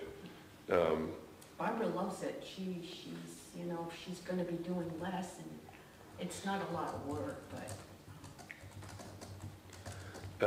she doesn't get paid to do this, and so.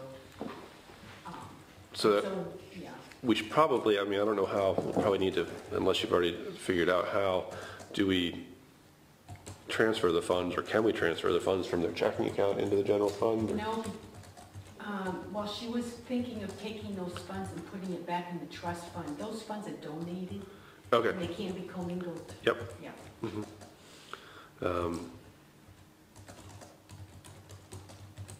So from now on, we won't be placing any, the only money that'll go into the trust funds are the money that's specifically for the trust, and then all the other monies appropriated will go directly into our general fund. Yeah, we'll be paying the bills through the general fund now, and it's gonna come out of the appropriated monies. Because Barbara informed me that there's no monies in the cemetery trust funds, because they can't use the principal, they can only use the interest. And they get like about $200 a year now in interest, and so. So they're looking at a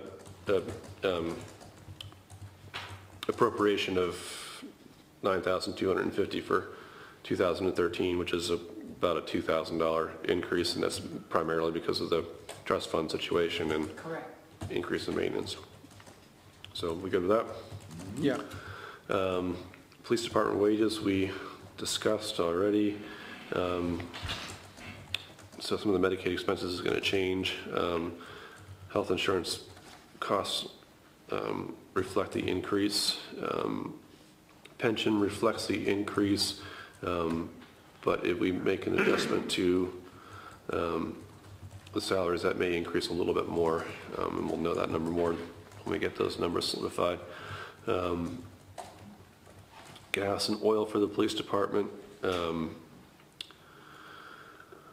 We had appropriated 11,000, underspent it by a little bit. Carl was recommending that we increase that number by $2,000. Is that correct, Bob? We didn't talk about an increase in the fuel, Okay. but I noticed it's lower. Yeah, it's a lower number. I would think there would be something going in there a little bit. Well, I know I had spoken to Carl about increasing the gas and oil. Since his initial, Yeah. So I don't, Diane, did that $10,000 number come from Carl? Yeah, that was before this is before, this was like in November, or December, excuse me. And we still had some bills still outstanding. And so they came in and we paid them after he submitted his budget to me for 2013. So I don't know if he knew at that point in time that he was going to go over. I suspect Carl, I know he was asking for a $2,000 increase. I just don't know whether it was to the $11,000 or the $10,000. So, Bob, do you want to clarify that with him, or do you want me to? yeah, no, I will. Okay. All right, so I will wait for a reply, Bob. Okay. Vehicle parts and repairs, we seem to be good on. Supplies, we seem to be good on. Communications and technologies. There's a decrease there. So I'm assuming Carl's good with that. Bob, if you want to just put a note on that one and just confirm that with him. Special equipment is up.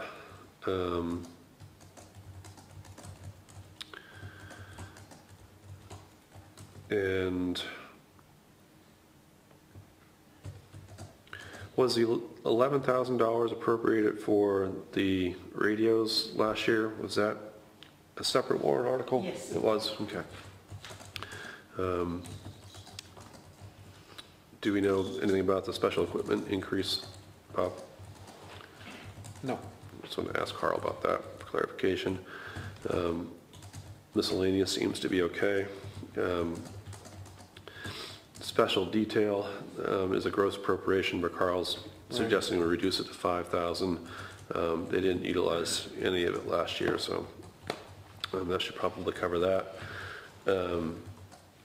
The Bartlett Jackson ambulance appropriated 5,000 in 2012. We spent 7,800. The $6,400 suggestion this year is coming from them, and we seem to be good with that. Yes, Yeah. I took that number from your meeting that you just had last week. That's good. Fire wages, is increasing $60,000. That's primarily due to cover increases from this year and to also cover increases in salaries, or, I'm sorry, increases in wages. We good with that number? Yeah, he explained that. Okay. Fire code inspector wages seem to be covered there. FICA is a fixed number, we seem to be covered there. Gasoline, we seem to be covered. Operating expenses was down a little bit. Special equipment is being held. What does that operating expenses represent? Had to ask Jay. I mean, it was way over. Yeah, and he had compensated with that from another portion of it, I believe the special equipment from last year. Now that wouldn't account for that, but let me ask Jay about that.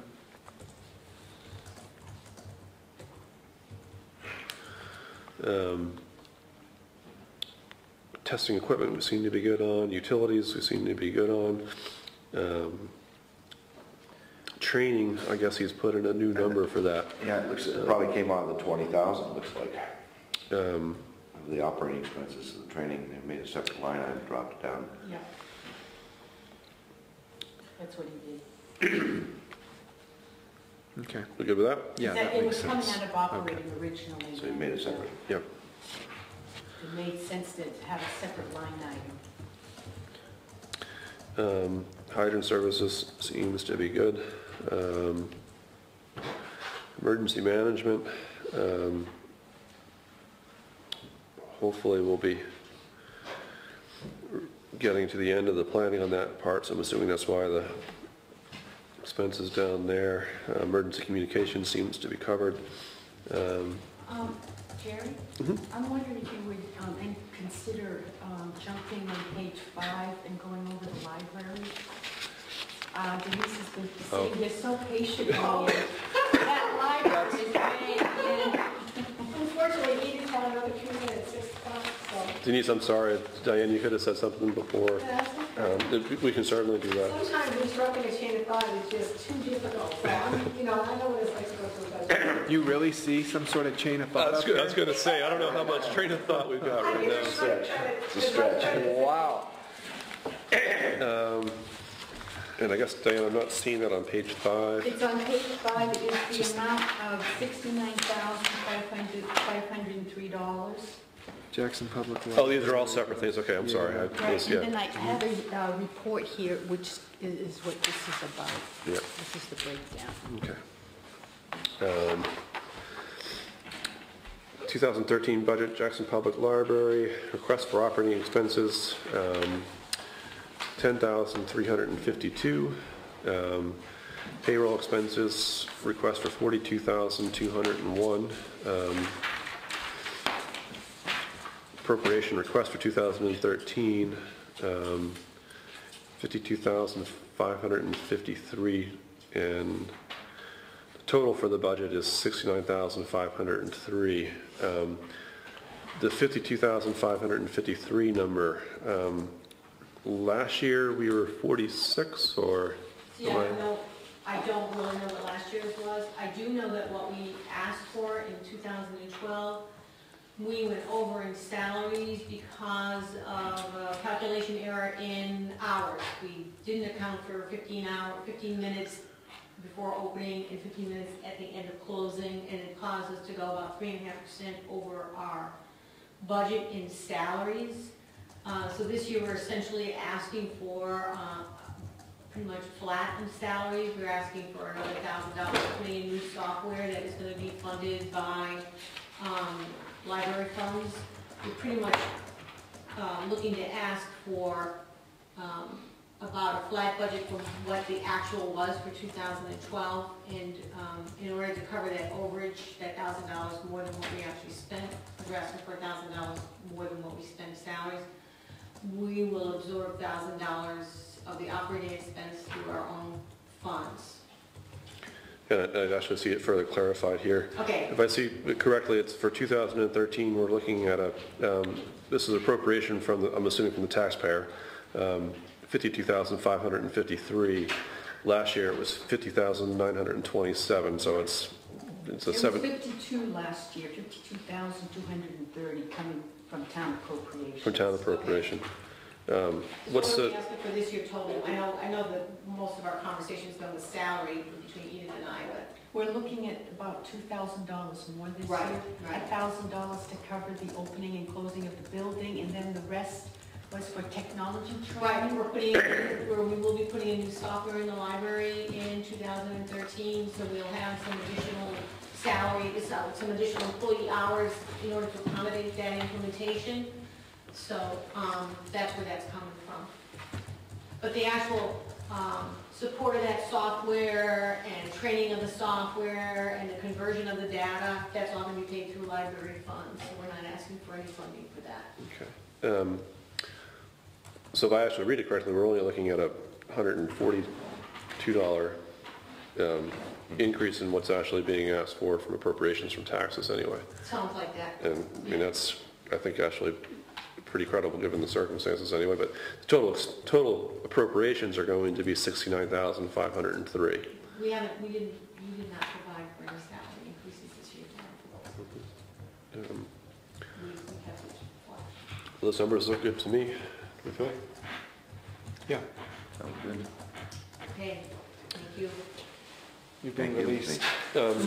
Denise, I had asked, I think I spoke to Alan Brooks about it a little bit, and maybe with Sam Harding.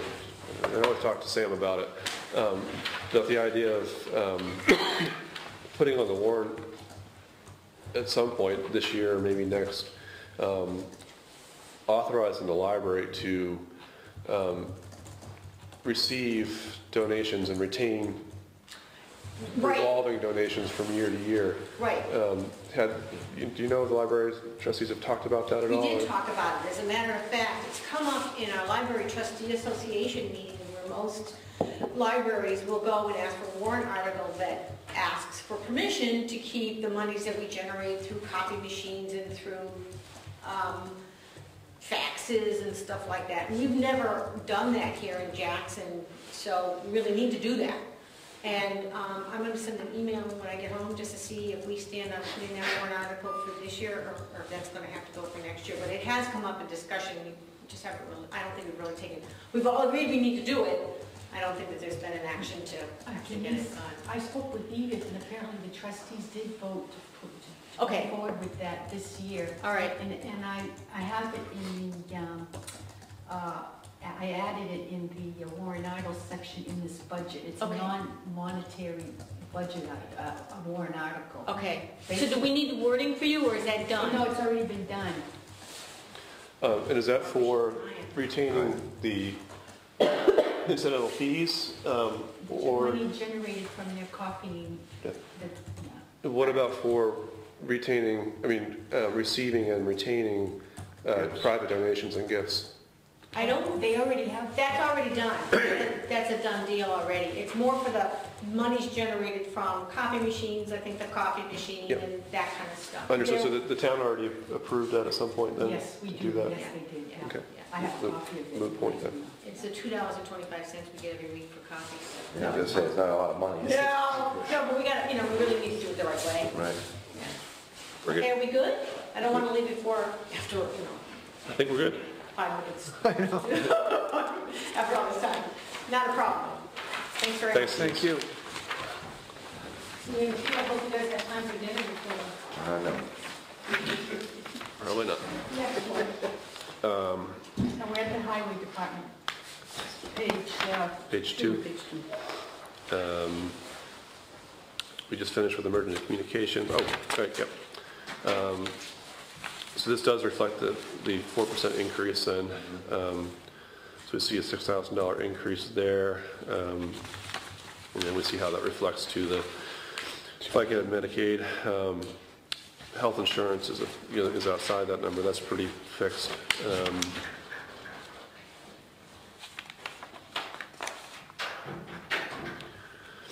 Pension is that 2%, 0.2% increase is, some of that's the state and is some of that the 4% increase number as well, Diane? Yes, I bet all those figures reflect the 4% increase. Okay, thank you. Those numbers look good? Look good. Gasoline, diesel fuel, seems to be held solid. Telephone, internet services, seem to be good on. The heavy equipment parts and repairs. Was that the grader? I believe that some of the greater expenses went into that number being increased. I talked with Jay about increasing that number as far as the grader was concerned, because we there's a good chance we're going to see an impact on that, but he and I both agreed that we might be able to shift money from other parts of the budget to cover any significant costs on that for next year. And that we should probably focus more of the discussion on whether or not we want to boost the appropriations for the purchase of a grader. Special equipment, I think we're okay on. Again, the numbers where we're seeing, significant differences, Jay thought that he could easily manipulate other parts of his budget in order to cover there, so that was one of them. Supplies and tools, I think we're going to be okay there. Training and miscellaneous expenses, I think we're good there. Contract hire, that number's down mostly because of the purchase of the tractor, the mowers, enabling him to save some expenses there, and he's hoping to actually spend even less than that, but I thought we should leave the number at least at that point anyway, in case. Backhoe lease, last payment for 2013. Utilities, we seem to be good there. Sand, we seem to be good. Jay thought that number would be fine. Gravel, Jay thought we would be fine. Salt, again, Jay was confident that number would be okay for this year. Culvert number looks good. Highway road maintenance, Jay was okay with that number for now. Street signs and flags, I think we're okay with. Street lighting looks good. Bond, that's what we need the warrant article to spend the unused funds for. Any questions there? No. Okay. Moving down to transfer station. This number we need to, Diane, I saw your email today. I just didn't have any time to respond to it. I'll talk to Brenda and find out what exactly we should be appropriating for wages anyway. I just kind of threw in 50, including, all the payroll tax and the insurance, but that's just a guess. Yeah, we can get a more solid number there before February 7th. And that brings us down to the joint operating account. I think that should be probably okay at this point. Operating expenses we should be okay with. Hauling and rental fees we should be okay with.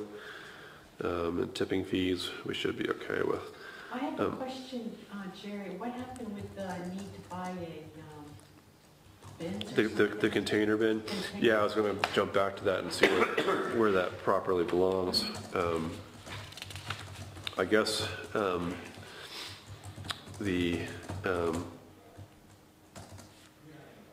going back to the joint operating expenses,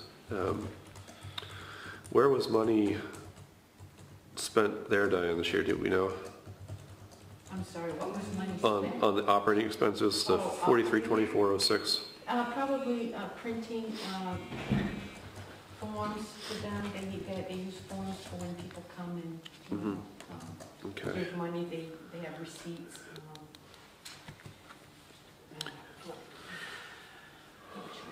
One of these line items we probably want to be changing the name of and then appropriating money for. We're going to need to appropriate probably about $10,000 for the bin, and I'm assuming we'd probably do that what would typically be called a joint operating account. I'm just not sure we want to call that anymore, because it would be the Jackson bin that we would be replacing. It's not a joint operating bin, it's Jackson. So Would they be some, yeah, why don't we call it equipment and appropriate $14,000 for? 14? Yeah. Okay. How does that sound? Leaving the number in there and adding a 10 for the bin? so you're gonna change the joint operating account to the equipment? To equipment account. We still need some joint operating monies? What would Like that for be things that for? are shared? I mean, We may or may not, and that's why if we have it in there in the equipment line item, then we can spend it for that. That's why I was leaving the 4,000 in there. Don't we have an account already we have an account we share already with Bartlett where they pay bills out of. Right. And that's shared from monies coming in, revenue coming in. Right, and that's why, I mean, that doesn't need to be changed. We haven't been spending, that account has more in it than we spend, so. It seems like that's a backup to put into the joint account. I always had that impression, but it's never really been used. It's never been used. It's always been a backup in case we needed to put money into that, and it doesn't seem as though we do now. And it also had been around there in case we needed to buy, something that was costly and we needed to add more money to it, but that account balance has been so high lately that it's never been a concern. Bartlett's never actually appropriated any money for a joint operating account. That's why I'm suggesting we change that name to equipment, and it would be our own line item for expense. And I guess we could take out that $4,000, but change the 4,000 to 10,000 and call it good. I'm just concerned if there's any other things like that we need to buy for ourselves in the container. The number for just under $10,000, John, was that was if we jumped then, and now we're a little bit later. So I guess I would be comfortable seeing that number at 12. And we don't spend it, we don't spend it, but. So you want to reduce it to 12? That's what I'm suggesting.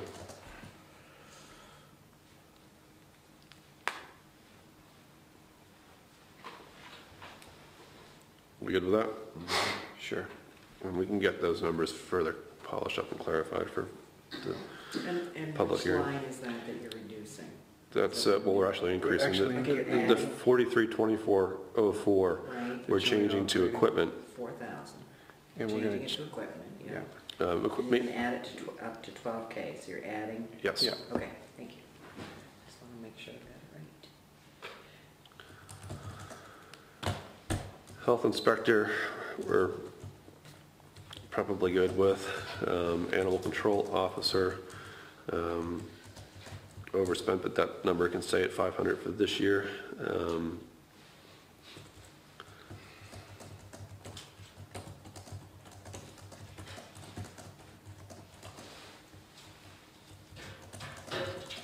Public welfare, Diane, you're pretty comfortable with that number? Yes. Okay. Bartlett Recreation Department, $6,700. Fireworks, $3,000. Jackson Conservation Commission, $2,000. I do want to check with Larry about that number because I'm not sure he wants that still in there or not. That had, specifically gone in for some reasons that might not exist anymore. So let me check with Larry about that one. Leave it there for now, I suppose. The Channel 3 at $5,000. videotaping meetings at $3,000. I did review the letter from Hank. I'm assuming that we were still going to be okay with the $3,000 on that, Diane? Yeah, he gave me some, in his note, in his proposal, he indicated that it will be under $3,000, and it does appear that way. Yeah. We're good with that number? We're good with that number? The warrant articles from 2012,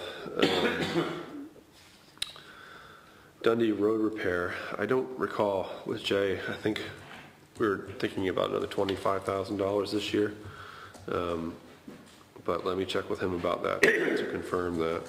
Jerry, I don't know if you want to spend time on the 2012 warrant articles. These have been voted on. That's what was expended. Do you propose for 2013? Yes. Oh, I'm sorry. Yeah. You do. Yep. So I didn't know if you wanted to. Thanks. Yeah. As I just said, the $25,000 is what Jay was recommending for Dundee, Highway Capital Truck Reserve Fund. Need Board of Selectmen tallies. Yes, the capital reserve accounts, the law requires board tallies. In other words, you need to know if you all three recommend or not. I need to provide those numbers for the town report. Yeah, and we'll be voting actually on all of these warrant articles for such. We can do that now at this point for these, Diana. That's If you want to, makes it easier for you. Then it was one less thing for you to do at the hearing. I'd entertain a motion to recommend the Highway Track Capital Reserve Fund $25,000 warrant article. Second. Make a motion. Second. All those in favor? Aye. Aye. Aye. Highway repair and reconstruction, 38,000.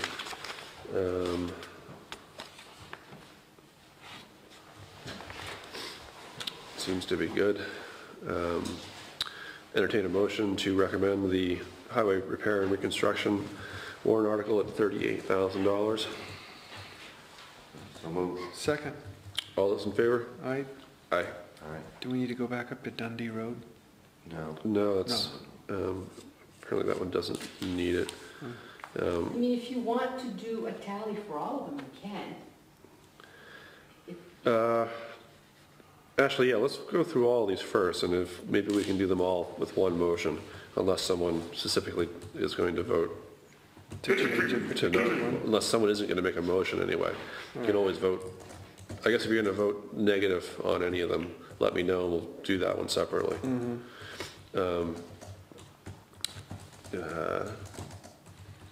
This is the warrant article to use the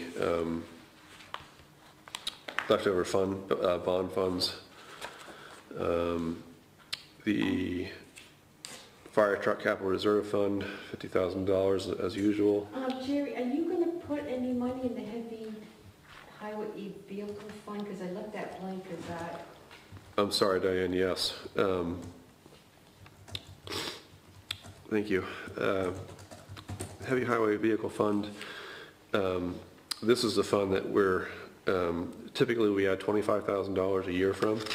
And what we discussed this year is $25,000 coming from tax appropriations. And this is the one that this year we're having discussions about asking for $100,000 from the unreserved fund balance as well. Right. So it would be $125,000 appropriation, $100,000 coming from the unreserved fund balance. Should we put that in there at this point? Yeah. Okay. I mean, that's what we talked about, Jay. So let's put that number at 125,000, Diane. Okay. The fire truck capital reserve fund at 50, state aid reconstruction fund at 20, Jackson Public Library This is, You skipped the bridge Jerry, one. what about the bridge repair maintenance? Are you wanna not do anything this year with that, or? that's the blank one, I'm sorry, my bad. I thought that was the Jackson Public Library. Bridge repair and maintenance. We've got 31,000 currently in there, Yes. and I think Jay was okay with that number for now. And the idea is that next year we're going to have a pretty large discussion about it, because any amount of money that we, like let's say we put $20,000 in there this year, that's putting a Band-Aid on an axe wound. So it's not something I think that we need to worry about appropriating money for this year, but next year, or this year, we should spend, it's already 2013, we should spend some time discussing what to do about bridge repair and maintenance. So I think, yeah, we're good with leaving that at 0 for now. There's water under the bridge. That's water under the bridge. Soon to be flowing over the bridge. Thank you, John. We just discussed the library one. The police cruiser capital reserve fund. Had we reduced this number already from before? 'Cause we were talking about. It was like, last year we put in 5, Uh, and usually it's 10. And I think Carl had said that would be fine, because he didn't realize that there was 17,000 in the account already. We'd also discussed not adding any money to that, I thought, or reducing that to an amount. He had originally asked for 20. He originally asked for 20. And he found out there were 17, and he said if that's it, then Okay. 10 would be okay. Okay, so we could leave that at 10 then? Yep. We asked for 10 last year, right? Yes, I believe. Okay. Police Department Equipment Fund, got 3 there. Baker Prospect Farm Trust Timber Sale. That number is anticipated, or is that? Well, I talked to Larry about that, because I found a 1962 warrant article that was voted on, and basically any revenue coming from Baker Prospect Farm from timber cutting, that 10% of that would go into the, back into the Baker Trust. So Larry was gonna take that to the conservation meeting he was having Monday, and I haven't heard back from him about that 1962 warrant article. Theoretically, Well, outside of the 1962 warrant article, what number, this number comes from timber sales, so this 2012 timber sales, yes, 100% of it is that figure. that $8,980.98. Okay. We can get the warrant article figured out when we need to on that. Diane, I read that 1962 warrant article, and that was 1962. I'm not sure how that applies to 2013. Is it just for that 1 year? I thought it was for like forever. No, it was a warrant article for 1962. They could have voted to do something different in 1963 if they wanted to. So I mean, I think it's, I guess I'm just not sure what 1962 has to do with 2013. So I mean, I'm just suggesting that, we can, the voters can vote to do what they want with it. And so, I don't see any need to change what the voters have currently been doing. We'll leave that figure in there. Yeah. Transfer station, site buildings, recycling equipment fund, $7,535. That's 2012 receipts. I guess I'm not. Money from. The money that they collect for recyclables goes into this revolving, into this. Who just voted, who just puts it into the trust? Expendable trust fund for recycling equipment. Yep. And this is something that's been done, I guess, previous to my working with Down Jackson. That money comes out of the joint operating account? No, this is just, this is Jackson's receipts for their recyclables. Okay. Yeah.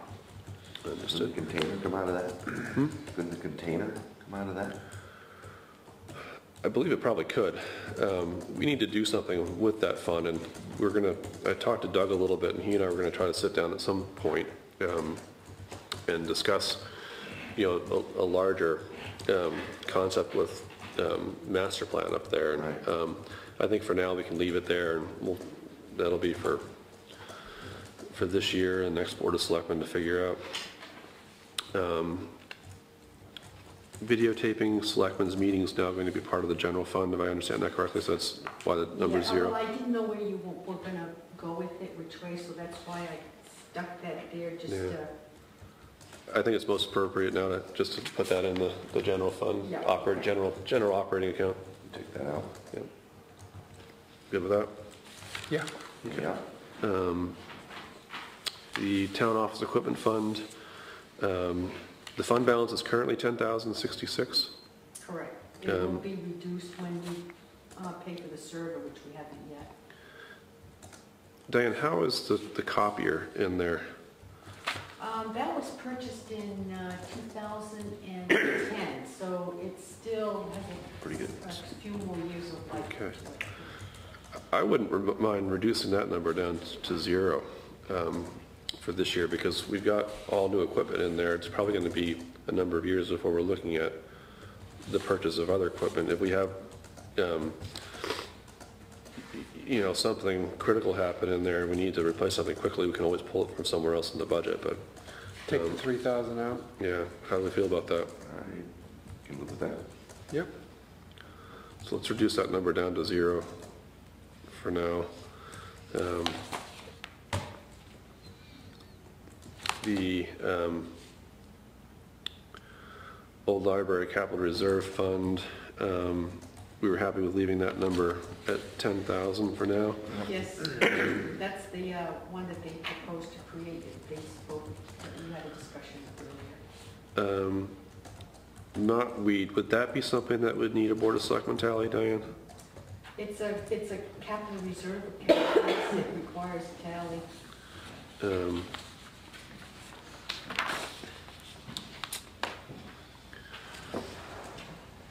I guess that's something that I haven't quite wrapped my head around as far as understanding properly. When we have an appropriation outside of the general operating account, such as the knotweed, does that automatically make it a capital reserve or expendable trust type of expenditure? Or? Are you talking about the knotweed? Yes. The knotweed is not going to be a capital reserve account. That wasn't my understanding. Okay, so that wouldn't need a Board of Selectmen tally then? It would be a selectman's warrant article.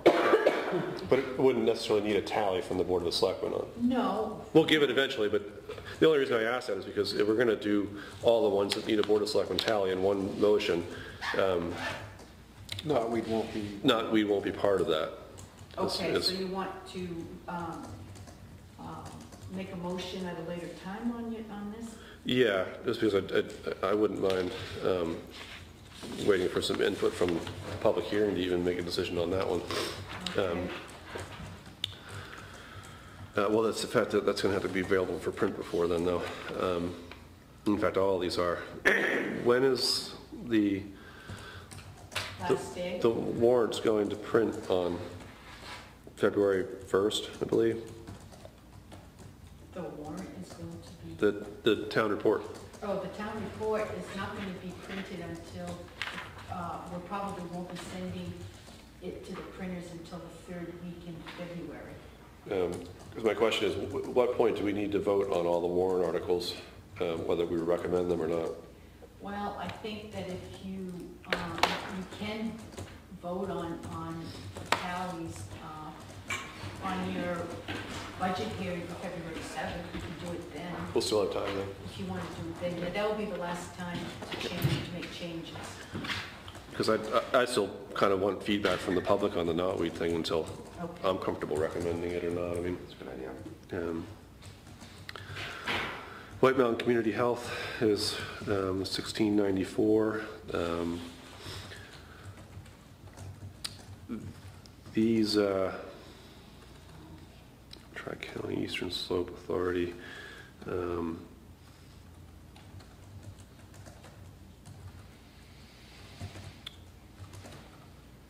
So Diane, we've received petitions on the Gibson Center and Tri-County Community Action, That's correct. and we have not for White Mountain Community Health, Children Unlimited, Starting Point, or Eastern Slope. Correct. Okay. They have until February 5th. That's the last day to accept them. Okay. Which is the one you got it from? The Gibson Center and Tri-County Okay. Community Action. So those numbers all look okay to me for now. We usually get one from Children Unlimited and Starting Point. The one we haven't been getting from is the Eastern Slope Airport Authority, and we had asked last year that, for us to support it, we'd like to see at least, the people involved in that to come at least address it with us, so that's why I'm noting it now anyway. The new public safety facility, we're talking about closing that account out.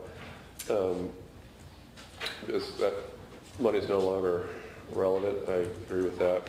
You good with that, John?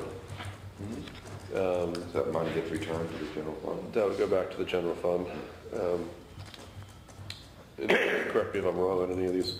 We're talking about closing the account for the public safety facility, closing the account for the sand and salt shed. Those all look right. Road reconstruction capital reserve was created in 2009 and never funded. There's $0 in there. Yeah, there's no money. Which I actually questioned whether it's still a valid capital reserve fund, because I thought there had to be some balance in order for it to be valid. Yeah, I went back and read the Warren article back then. They had discussions and they couldn't decide how much money to put in. They needed,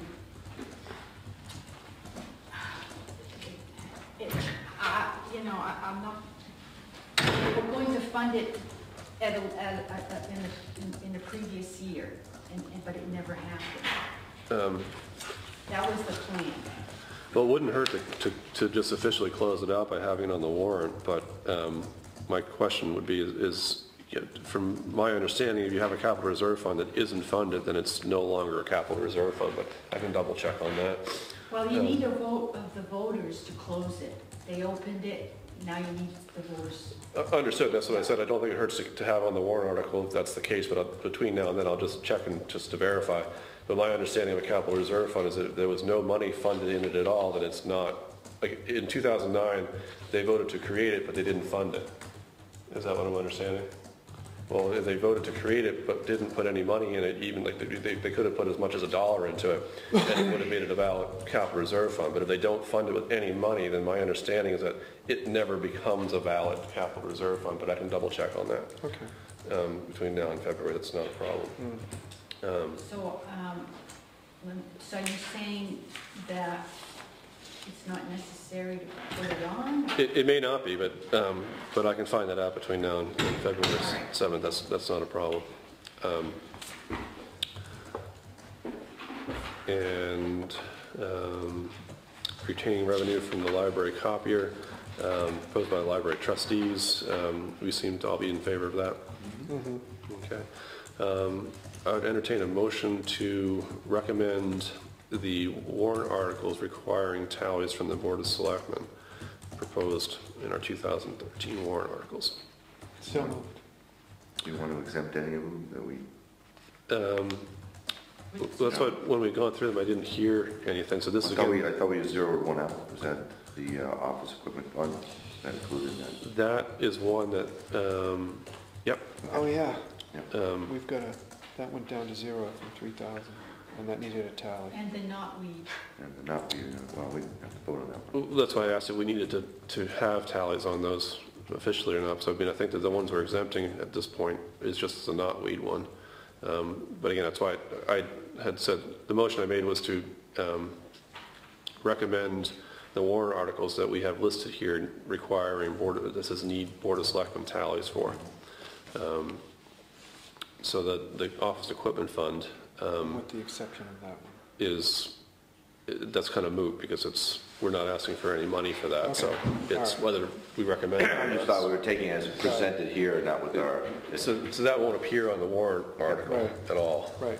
Okay. So I guess, yeah, we would remove that one as well. So my motion would be to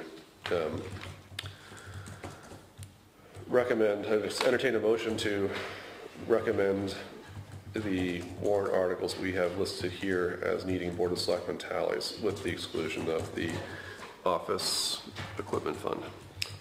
So moved. Second. All those in favor? Aye. And we'll do the other ones as on February 7th, or unless we decide something different. We already reviewed the maintenance one, so I think that wraps up the budget for now. Diane? That will get me going to prepare for the budget hearing. Public And then comment? I'll send you all an email attachment after I incorporate the changes that you've made tonight. Public comment? With the exception of a few that you're going to check back. You had questions. Any public comment? Yeah? John and Jerry are clearly suffering. You might want to check with Bob as to how he maintains his good health. That's all that good living he has. Yeah, good, clean living. Board issues we have none to discuss tonight. We don't have time for any new business. The old business we don't have time for. And at this point, I'd entertain a motion to go into non-public according to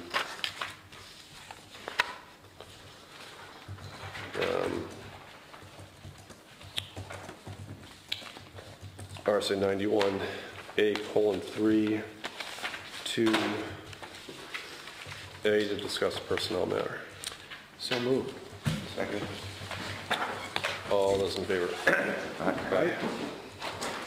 And is that following 17, so that would be item 18? That's correct. Yeah. Okay, thank you.